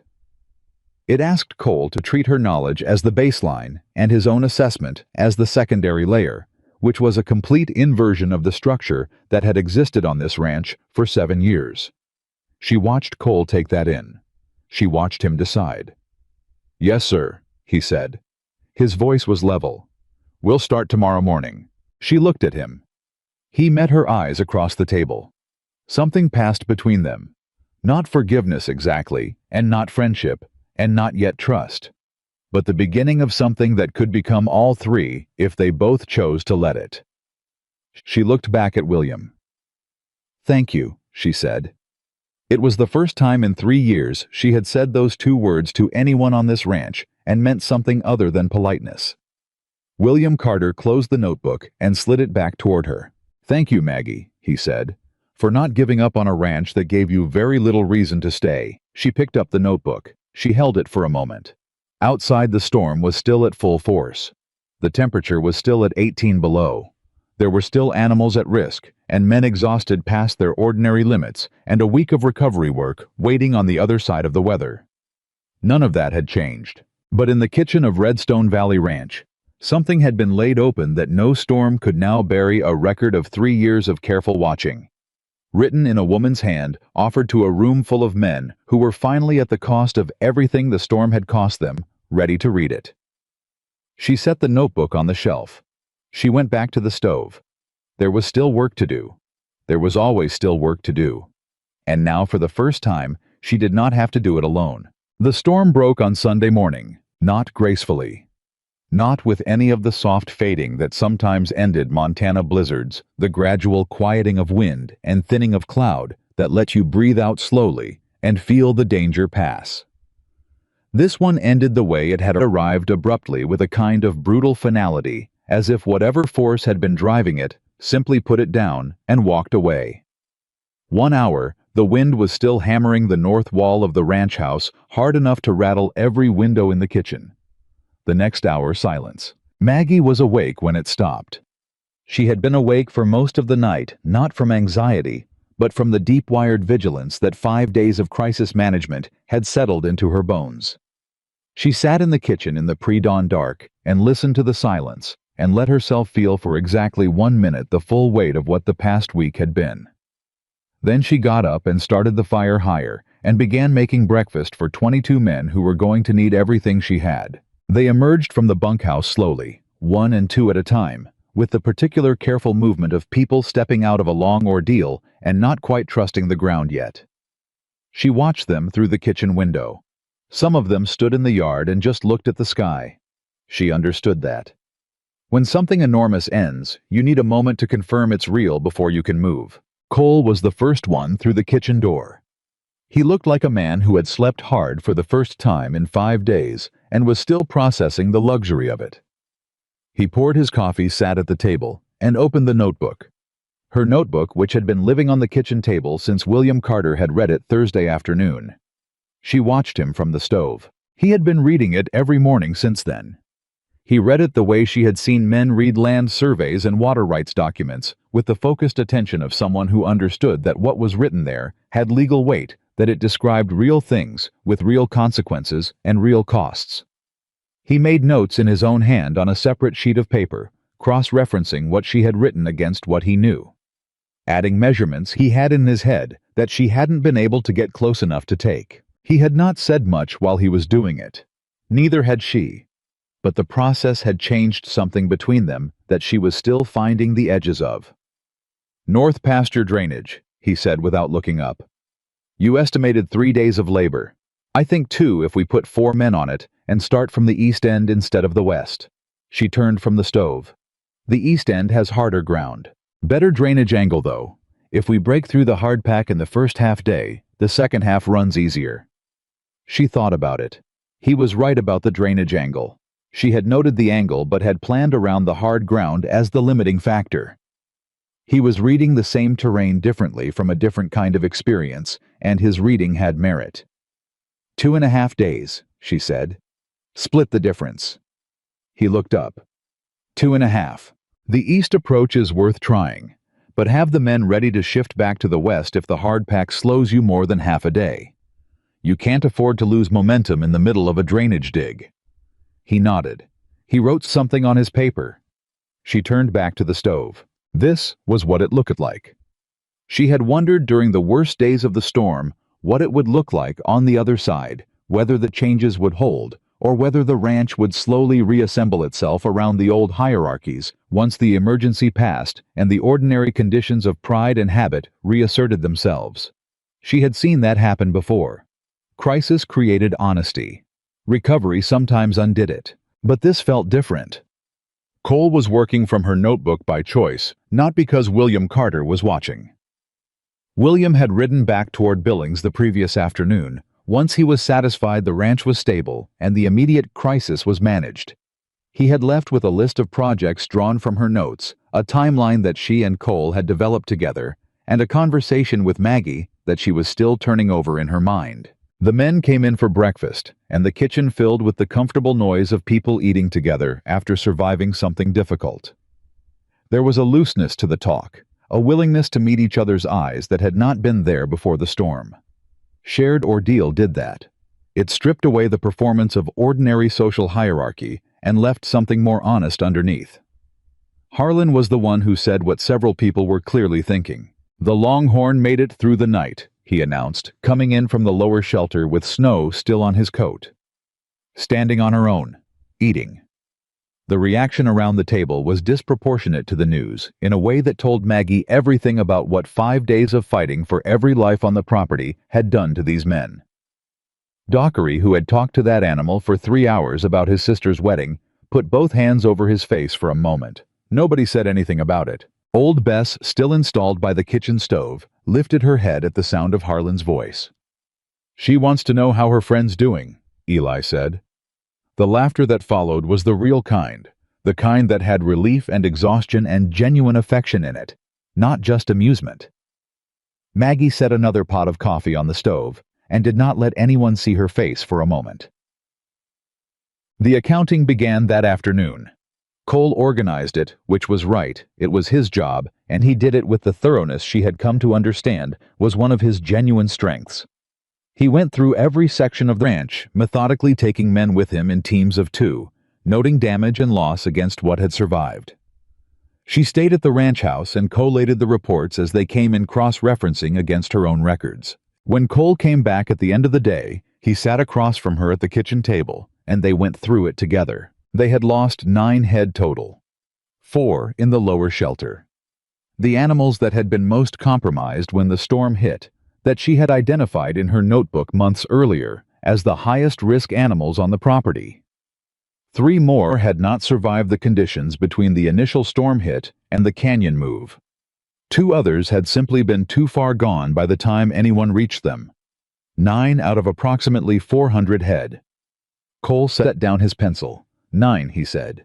9, she said. Howe was quiet for a moment. She knew what he was calculating because she had already calculated it herself.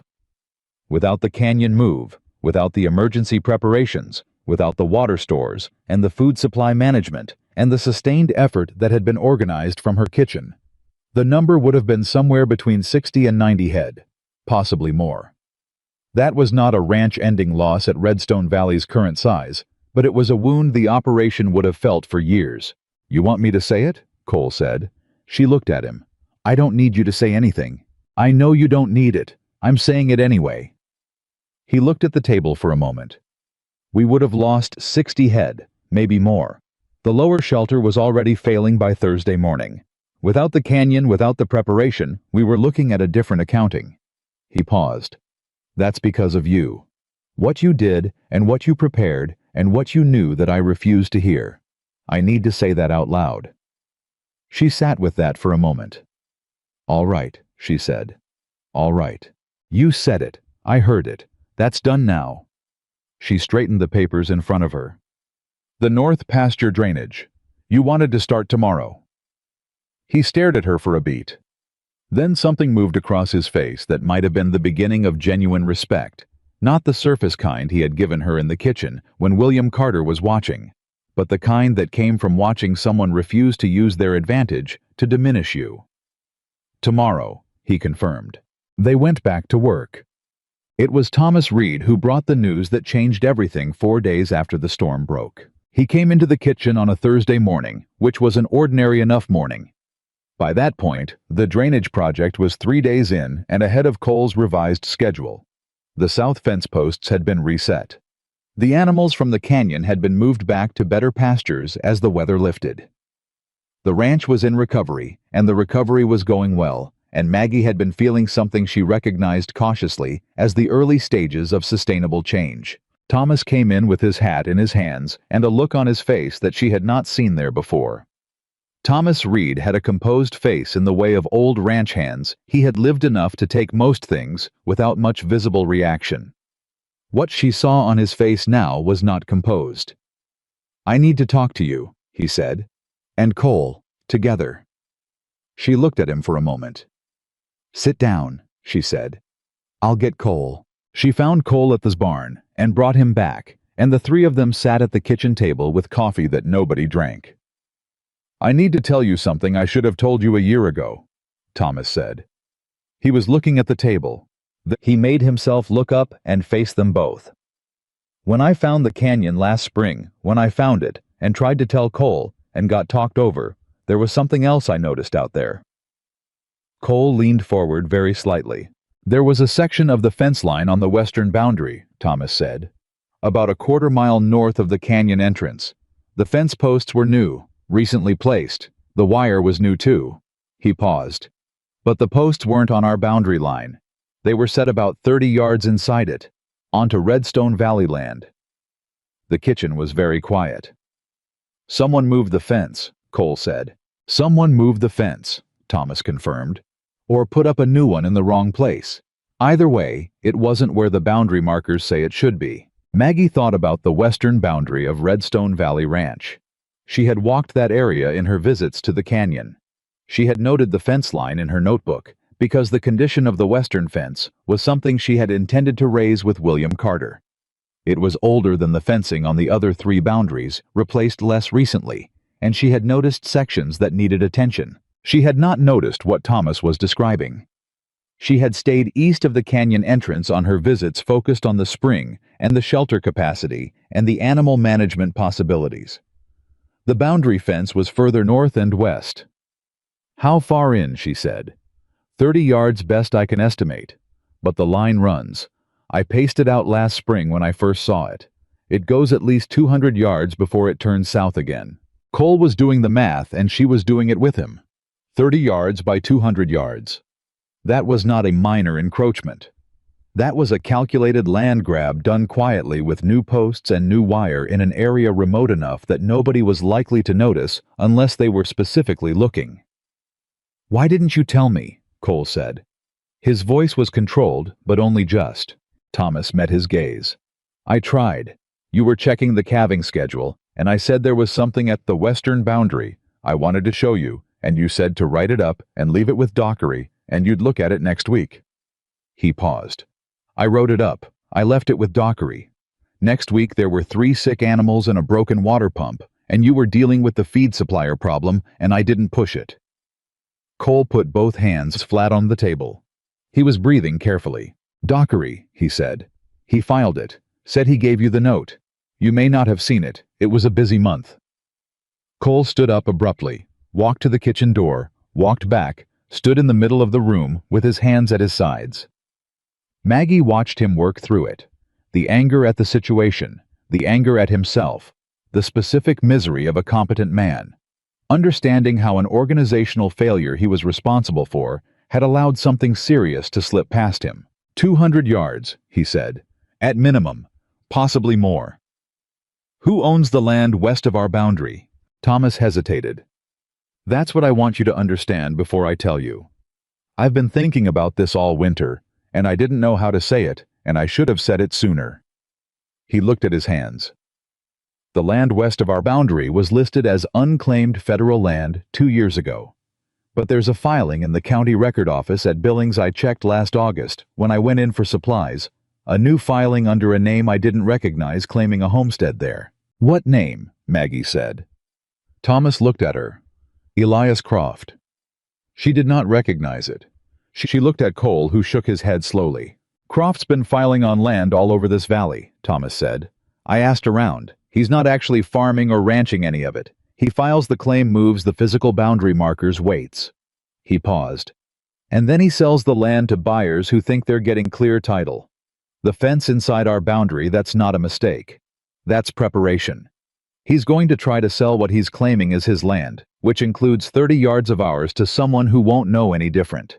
The full shape of it settled into the kitchen like a cold front moving in. Cole's face had gone very still. She recognized that particular stillness. It was the face Cole made when he was past anger and into something more serious and more quiet. "This isn't an accident," Cole said. "No," Thomas said. "It's not." Maggie was already thinking 3 steps ahead. She was thinking about William Carter in Billings.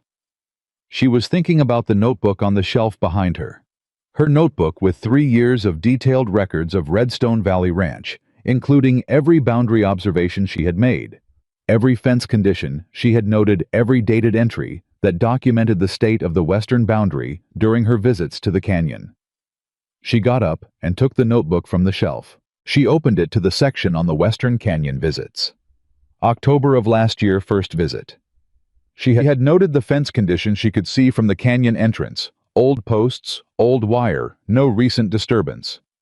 She had written it because fence condition was a practical observation relevant to the overall picture of the ranch's physical plant. January. She had noted the fence again specifically because the cold had put stress on the old posts, and 2 were leaning. March. The 2 leaning posts were still leaning.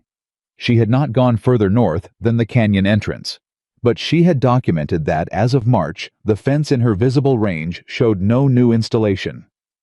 "Thomas," she said. When exactly did you see the new fence? Last April. End of April, I think, maybe early May. She ran her finger along the margin of the March entry. Then she looked up. The new fence was installed between March and April of this year, on land that belongs to Redstone Valley. I have documentation of the boundary fence condition before the installation. She held up the notebook. Dated entries, consistent with the established boundary line. The kitchen was silent. Thomas looked at the notebook. Cole looked at it. That's evidence, Cole said slowly. It's a record, she said. A legal record if it comes to that. Cole looked at her for a moment with an expression she had never seen on his face in 3 years. Then he turned to Thomas. You're sure about the Billings filing, the name, the date? I wrote it down. Thomas reached into his coat pocket and produced a folded piece of paper worn at the creases from being carried for months. He spread it on the table. Elias Croft, filed March 3rd of this year. Property description that includes what's legally part of Redstone Valley's western boundary. Maggie looked at the date. March 3rd. Her canyon visit had been March 19th. The filing had been made 2 weeks before her last documented observation of the unchanged boundary fence. William needs to know today, she said. He's in Billings, Cole said. Then someone needs to ride to Billings today. Roads are still rough from the storm. I know that. She looked at him steadily. Someone still needs to ride to Billings today. Cole looked at the paper Thomas had produced. He looked at the notebook. He looked at Maggie, and she could see him running the complete picture in his mind. The fraudulent filing, the moved fence, the documentation she had unknowingly created, the narrow window between when this could be stopped legally and when it became a much more expensive and uncertain fight. I'll go, Cole said. She had expected him to send someone. She had been thinking about whether Eli Parker could ride that road in these conditions, whether Harlan had done it before. She had not expected Cole himself. That road, she started. I know that road. He was already moving. It's my fault this sat for a year. I'm the one who should have seen the note Thomas left. I'm the one who should have ridden out there when he first tried to tell me. I'm not going to let this get worse because I sent someone else to carry the message. He paused at the door. Maggie, is there anything in the notebook I should take with me? Pages I can show William directly. She thought fast. The October through March entries on the canyon visits. They're the dated documentation. I'll copy out the relevant sections clearly. Give me 30 minutes. You have 20. I want to be on the road before noon. He went to get his horse ready. She sat at the table and opened the notebook and began writing. Not copying exactly, but translating, extracting the relevant facts in the clearest and most direct language she could produce, stripping away the personal observations and the operational notes, and leaving only the documented evidence of boundary fence condition on specific dated occasions. Thomas sat across from her, and she asked him questions while she wrote, incorporating his observations to build a coherent timeline. When she handed Cole the folded papers, 20 minutes later, he looked at what she had written briefly, then folded them and put them inside his coat against his chest where they would stay dry. This is good, he said. This is clear. It needs to be, she said. Legal matters need clear language. He put his hat on. He looked at her for a moment, and she could see in his face the accumulated weight of the last 10 days, the storm, the losses, the revelations, the grinding work of changing his understanding of how this ranch actually operated and who actually understood it. I'll be back in 2 days, he said. 3 at the outside. I'll have the south fence completely assessed by the time you return. There are 2 more sections I want to check. He nodded. He started to go. Then he stopped. Maggie. She looked up. When I get back, when this Croft business is dealt with, I want to talk to you about the role you're actually playing on this ranch. Formally. What you're titled, what you're paid. He paused. What you're given authority to do without having to fight for it every time. She looked at him for a moment. This was not the apology conversation which they had already had in its lean and efficient form. This was something different. This was Cole Dawson, foreman of Redstone Valley Ranch, offering to renegotiate the terms of her existence here. We'll talk, she said, when you get back. He left. She stood at the kitchen door and watched him ride out, and she thought about William Carter reading her notebook at this kitchen table, and Thomas Reed carrying a piece of paper in his coat pocket for 8 months, because nobody had time to hear him and Eli Parker talking to frightened cattle in a blizzard, because a cook had told him that a voice was what a scared animal needed. She thought about the fence posts, placed 30 yards inside the boundary of a ranch that belonged to someone else put there by a man named Elias Croft, who had decided that remote land in hard-to-reach territory was the kind of land nobody was watching. He had been almost right about that. Cole returned on the second day late in the afternoon with William Carter riding alongside him. Maggie was at the kitchen table going through the south fence assessment with Eli and Thomas when she heard horses in the yard. She looked through the window and saw the two of them dismounting, and she read their faces from across the yard, and the distance told her the essential thing: it had gone well. They came in together. William Carter looked like a man who had ridden hard and thought hard and arrived at something solid. "Sit down," Maggie said.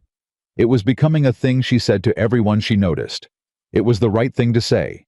When people sat, they stopped carrying their tension in their bodies and moved it into their voices, and voices could be worked with. They sat. She poured coffee. "Elias Croft," William said, "has been doing this to 4 properties in this territory. Not just Redstone Valley. 4 ranches, different sections, all in remote areas where landowners don't regularly patrol the boundary lines." He paused. "The county land agent is already aware of 2 of the cases.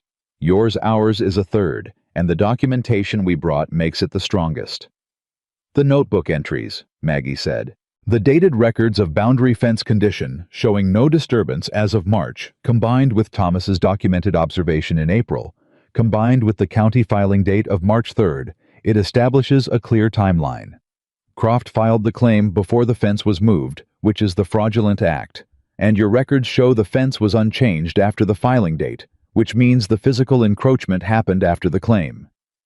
He leaned forward. "He tried to file the paper before moving the posts so it would look like the fence had always been there. Your notebook records undercut that completely." Thomas Reed's jaw was tight. He was counting on nobody having records. "He was right about most people," William said. "He was wrong about this ranch." The silence that followed was a particular kind, the kind that comes when a serious threat has been named and neutralized, when the shape of what could have happened becomes visible at the same moment that you understand it isn't going to happen. Eli exhaled slowly from the far end of the table. He was 23 years old, and he had absorbed more in the past 2 weeks than most men absorbed in a year, and she could see it in how he held himself, a kind of settled seriousness that hadn't been there before. "Will Croft face charges?" Cole asked. "The land agent is taking it to the territorial court," William said. "With 4 documented cases, they have what they need. The other landowners are being notified." He picked up his coffee cup. "Redstone Valley's western boundary will be formally resurveyed and documented within the month. On record, clear title." He looked at Maggie. "If you hadn't been going to that canyon," he said. "If you hadn't kept those records, if Thomas's note had been the only documentation and there'd been no dated notebook entries." "It would have been his word against Croft's filing," she said. "Yes." She nodded. She did not point out that Thomas's note had existed for 8 months and had not been followed up. She did not point out that a lot of things would have been different if a lot of other things had been different. The point of what had happened was not to assign fault with precision. The point was that it had been caught, and the tool that had caught it was 3 years of a woman paying attention to a ranch that hadn't paid attention to her. William set down his cup. "I want to make a formal change to Maggie's position here." The kitchen went still. She looked at him. "I've been thinking about it since I read the notebook," he said. "Cole and I talked on the road today. What you've been doing for 3 years, the observation, the records, the operational knowledge, that's not a cook's job. It never was. But you did it anyway, without title, without additional pay, without being asked, because it needed to be done, and you were the person who knew how." "It needed to be done," she agreed. "I want to pay you for it going forward. All of it. The operational assessment, the planning, the records management, the work you've already demonstrated you're capable of." He paused. "I'm offering you a formal role as ranch operations manager alongside Cole. Equal authority on planning and assessment. Final say on animal welfare decisions. Your own budget for the improvements you've outlined: drainage, water system, pasture management. She looked at him for a long time. Then she looked at Cole. Cole was looking at the table. His jaw was working in that way it did when he was processing something he hadn't fully arrived at yet. But he looked up and met her eyes, and what she saw there was not resentment or resistance. It was something more complicated and more real, the expression of a man who had spent 10 days having his understanding of the world systematically revised, and who was still in the process of deciding whether to fight that revision or accept it. He accepted it. She could see the moment he did. "You know things I don't know," he said. It came out quiet, with the particular weight of a statement that cost something real to make. "I know things you don't know. The ranch runs better if we both know what the other knows." "Yes," she said. "It does." She looked back at William Carter. "I have conditions," she said. He waited. Thomas Reed's observations get the same weight as anyone else's on this property. His note sat unread for 8 months because the system didn't have a way to make sure important information reached the people who needed it.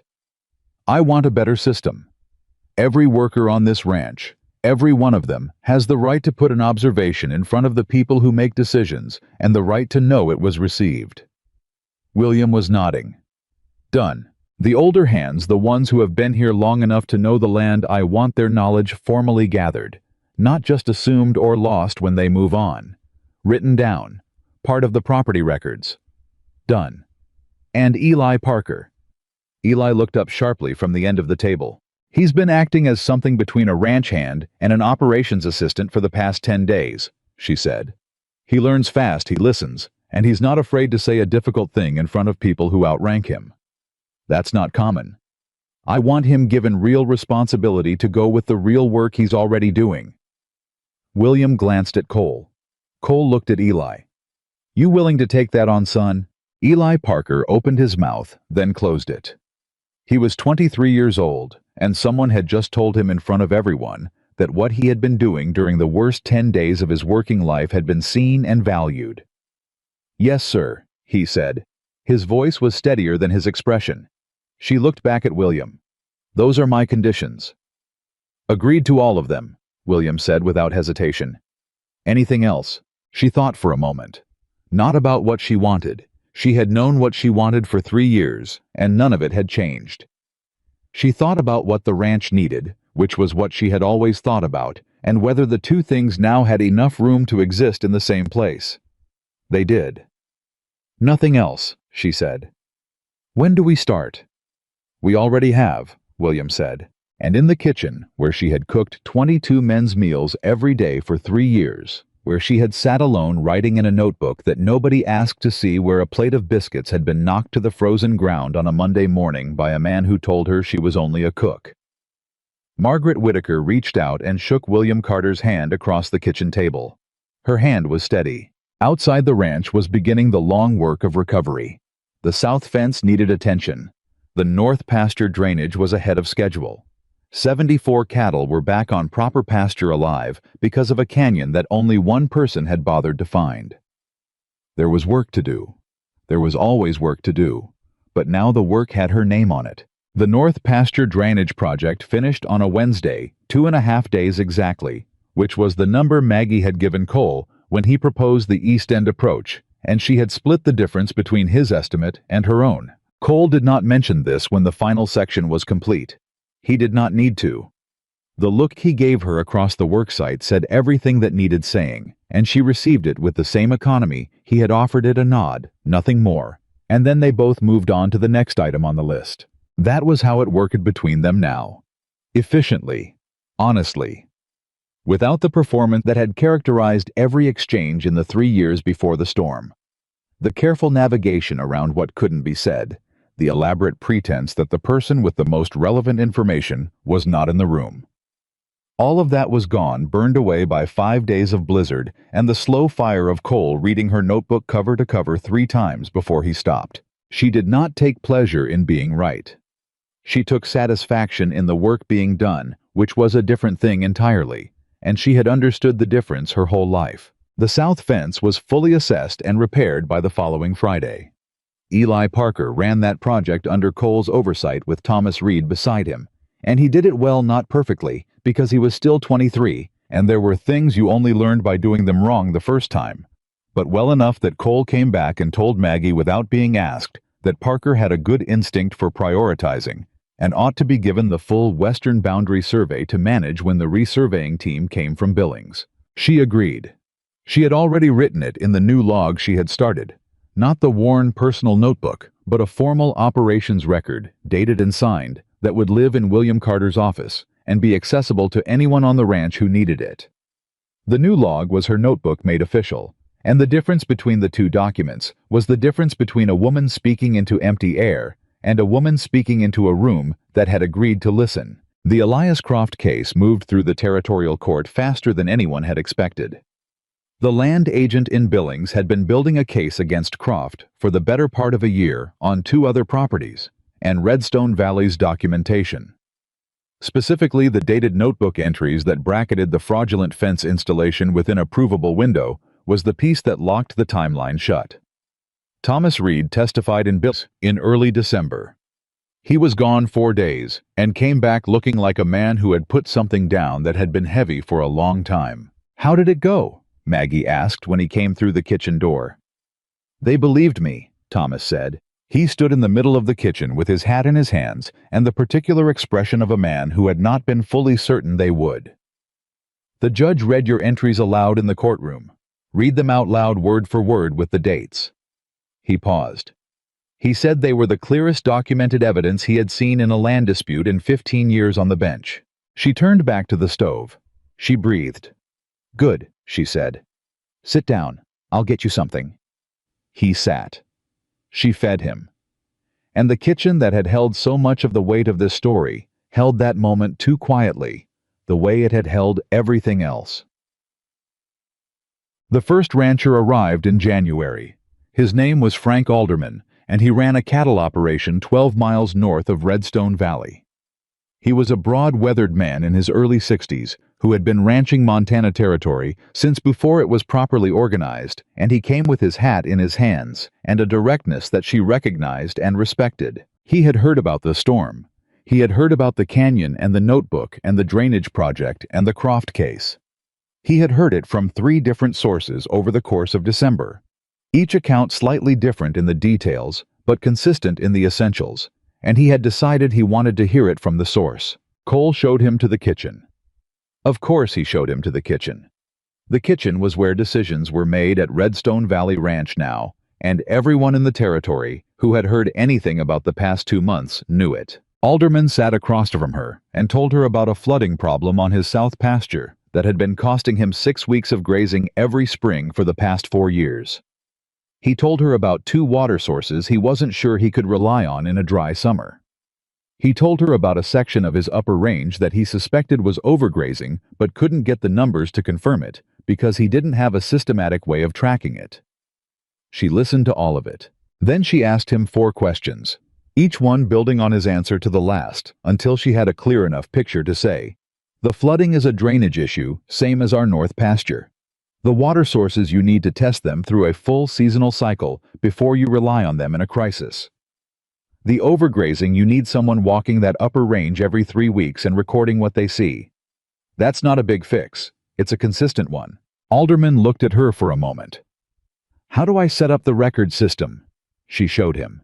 She took out the new operations log, showed him the structure, explained the categories and the dating method and the cross-referencing system she had developed. She wrote the framework for a similar system adapted to his operation on a separate sheet of paper while he watched. When he left, he had that piece of paper in his coat pocket. He shook her hand at the door. "I'll be back," he said, "with better questions."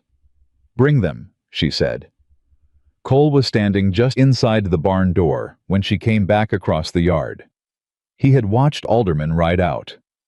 "Second one this month," he said. "I know. Word travels." "It does." He looked at her. "Is this going to be a regular thing?"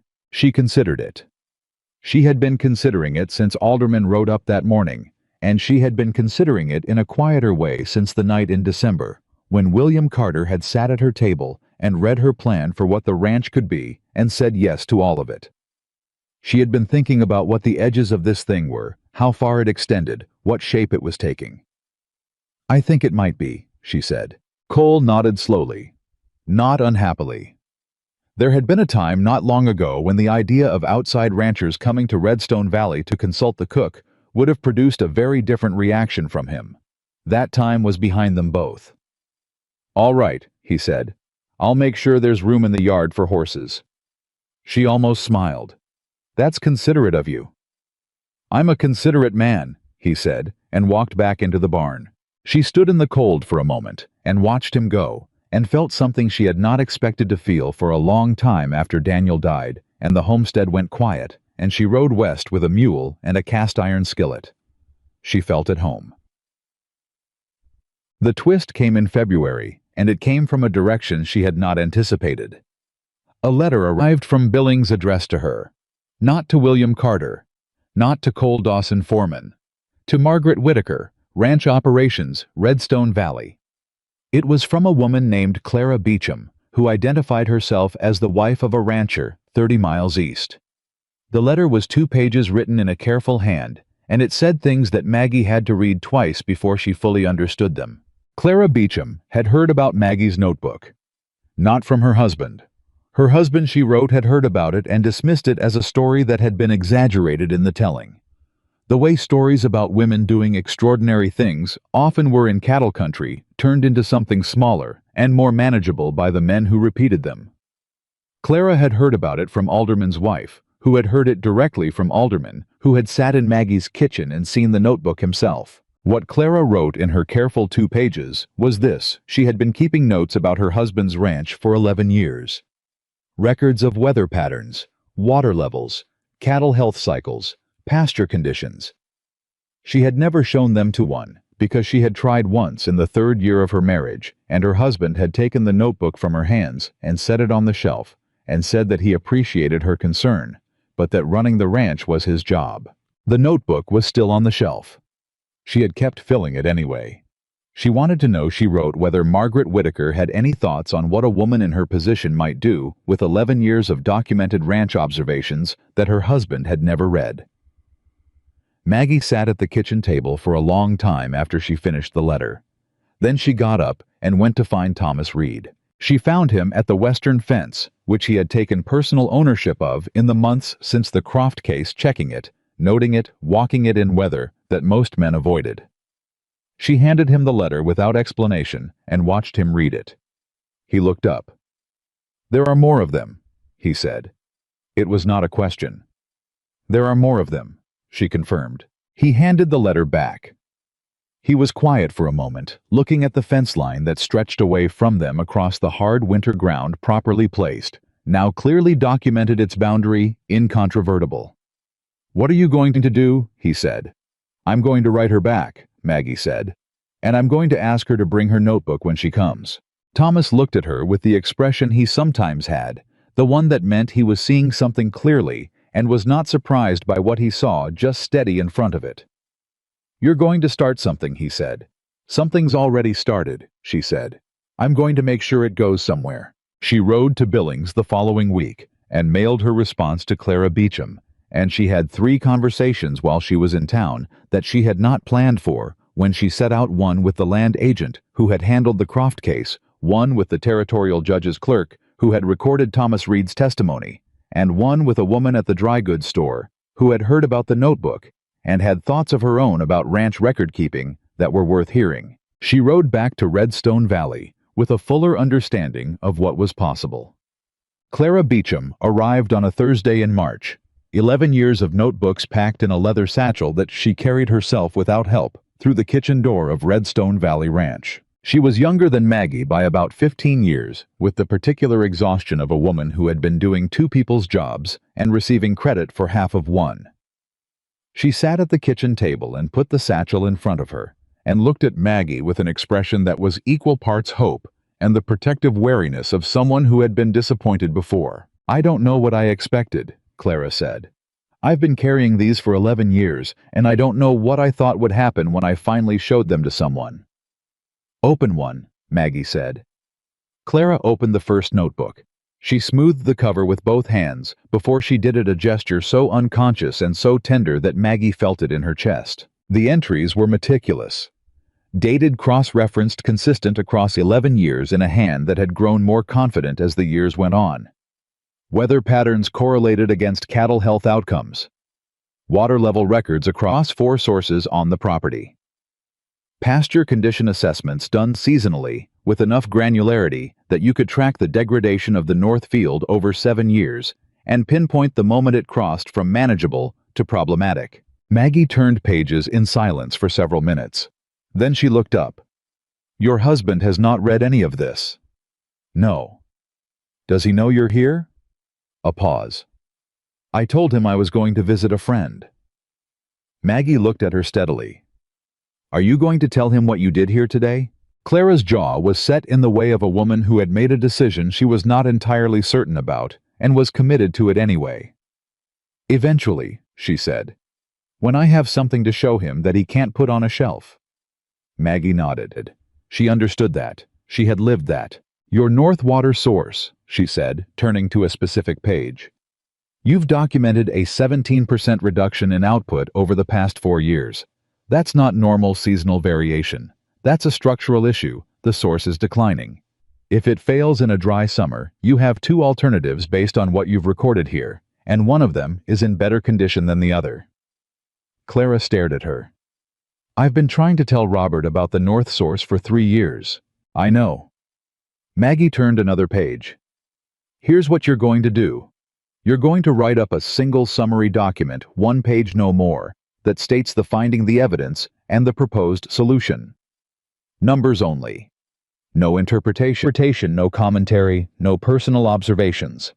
Just the data from these notebooks reduced to its most essential form." She paused. "Men like your husband read 1 page. They don't read 11 notebooks. But if the 1 page makes the case clearly enough, they go back and look at the notebooks themselves." Clara was quiet for a long moment. Something was moving through her expression that was complicated and not entirely comfortable. The recognition that the solution had been tactical all along and that the tactic was not unfair, just real. "That's what you did," Clara said slowly. "You didn't hand Cole Dawson 11 notebooks. You handed him the 1 entry that mattered most in that moment." "I handed him the entry about the barn roof," Maggie said, "which he already knew was relevant because it had collapsed. The notebook wasn't new information to him in that moment. It was confirmation of information he had been refusing to process." She paused. "You're not trying to convince Robert that you're observant. He already knows you're observant. You're trying to give him a reason to act on what the observation means. Those are different problems." Clara looked at the notebook spread between them on the table. "1 page," she said. 1 page. And when he acts on it, and he will act on it, because the North source problem is real, and your documentation is unambiguous, you have the foundation for the next conversation. And the one after that. "How long did it take," Clara asked, "before they listened to you?" Maggie thought about the plate knocked to the frozen ground. About 3 years of a notebook that lived in the bottom of a trunk. About Thomas Reed's note sitting in Dockery's file for 8 months. About the barn roof and the north pasture and the 11 animals in the canyon and the 5 days of blizzard that should not have been necessary. "Too long," she said. "But the listening is what matters, not how long it took to get there." Clara was quiet. Then she reached out and picked up the first notebook and held it against her chest the way she had held the satchel when she walked through the door, carefully, like something that had weight beyond its pages. "Thank you," she said. "Start with the North source," Maggie said. "Write the 1 page tonight while it's clear in your mind. Bring it back to me when you've written it. I'll read it." By spring of 1885, 4 ranchers had made the trip to Redstone Valley with questions that had been sitting unanswered for too long. By midsummer, that number was 9. By the time the territory's Cattlemen's Association held its fall meeting in Billings, the woman who had been Redstone Valley's cook was referenced twice in formal discussion, once in relation to the Croft land fraud case, whose documentation was being held up as a model for other ranches to follow. And once in a quieter conversation among 3 ranchers' wives in the hallway outside the main meeting room, who had heard about Clara Beecham's one-page summary and what it had accomplished. William Carter attended that meeting. He came back and told Maggie what had been said without editorializing. She listened. She nodded. "The drainage model," she said. "If other ranches in the North Valley have the same flooding problem, the approach we used here can be adapted. The ground conditions aren't identical, but close enough that the principles transfer." "I told them that," William said. "I said you'd be willing to walk through it with anyone who wanted to learn it." "I am," she said. "Tell them to come in the spring before the thaw. That's the right time to assess the drainage lines." He looked at her across the kitchen table. "Maggie," he said, "do you understand what you've built here?" She thought about it honestly. About the notebook. About Clara Beecham's satchel. About Eli Parker walking a fence line with the confidence of someone who had been told his instincts were worth trusting. About Thomas Reed's testimony delivered in a Billings courtroom. About Cole Dawson reading her notes at 4 in the morning with his coffee going cold. About 74 animals that had walked into a canyon she had found and tested and documented for a year before anyone knew it existed. "I built a record," she said. "I paid attention and I wrote it down. Everything else came from what was already here." "That's not a small thing," William said. "No," she agreed. "It isn't." She stood and carried the coffee cups to the sink. Outside, she could hear Eli Parker giving direction to 2 of the younger hands on the south pasture rotation she had designed in February, and he had been implementing since March. She could hear Thomas Reed's voice somewhere near the western fence, even now steady and unhurried, the voice of a man who had learned that what he noticed mattered. She could hear the ranch working the way a ranch was supposed to work. Not the way it had worked when the person who understood it best was invisible, but the way it worked when everyone's knowledge reached the people who needed it. She dried the cups and set them back on the shelf. In October of 1885, exactly 1 year after she had watched Cole Dawson knock a plate of biscuits to the frozen ground, Maggie walked out to the western canyon alone. Not because anything needed checking. The canyon had been formally incorporated into the ranch's winter management plan, since the previous January, mapped and documented and listed in the operations log with clear protocols for its use. It was no longer a secret. It no longer needed to be. She walked out there because she wanted to stand in the place where the most important decision of the last year had been made. Not the handshake with William Carter, not the testimony in Billings, not the letter from Clara Beecham, but the earlier decision, the one she had made alone in her kitchen in the dark before anyone else was awake, when she could have accepted that she had warned them and done her duty and let whatever happened happen. She had not made that choice. She had gotten up and started planning instead. She stood at the canyon entrance and listened to the water from the spring running clear and cold over the stones at the base of the rock wall. The sound of it was the same as it had been every time she had come here, reliable, indifferent to seasons, doing exactly what it had always done regardless of whether anyone knew it was there. She thought about her father, about what he had taught her, about all the things she had learned the hard way and carried forward into every ranch and every winter and every room full of people who were not yet ready to hear what she knew. She thought about Daniel, who had heard her, whose absence had left a silence she had filled with work and notebooks, and the stubborn refusal to believe that what she understood had no value simply because no one was asking for it. She thought about what came next. About Clara Beecham's husband, who had read the one-page summary and walked the North Water source himself and come back and asked to see the full 11 notebooks. About the 3 ranchers coming in spring to learn the drainage approach. About Eli Parker, who was 23 years old and learning to lead with the kind of open-handedness that would make him exceptional at it if he kept choosing it. She put her hand flat against the canyon wall. The rock was cold. It had been here long before her and would be here long after. It did not know what it had sheltered through that November blizzard. It did not know that 74 animals had lived because of the particular configuration of its walls, or that a woman had found it on an October afternoon while looking for wild sage and understood immediately what it could become. But Maggie knew. She had always known. That was never the problem. The problem had been the distance between knowing and being heard, the gap that had cost 3 years and one brutal blizzard, and 9 cattle, and a plate of biscuits scattered across frozen ground. That gap was closing now. Not just here. Not just for her. She turned and walked back toward the ranch. Behind her, the spring ran on. Ahead of her, the kitchen fire was burning, and there was work to do, and people who were ready to hear what she had to say. And the woman who had once been called only a cook walked forward into everything she had built, carrying the one thing that had always been her greatest strength. Not the notebook, not the canyon, not the preparations or the plans, or the 3 years of careful watching. The certainty that what she knew was worth saying, and the absolute refusal to stop saying it until the world was ready to listen.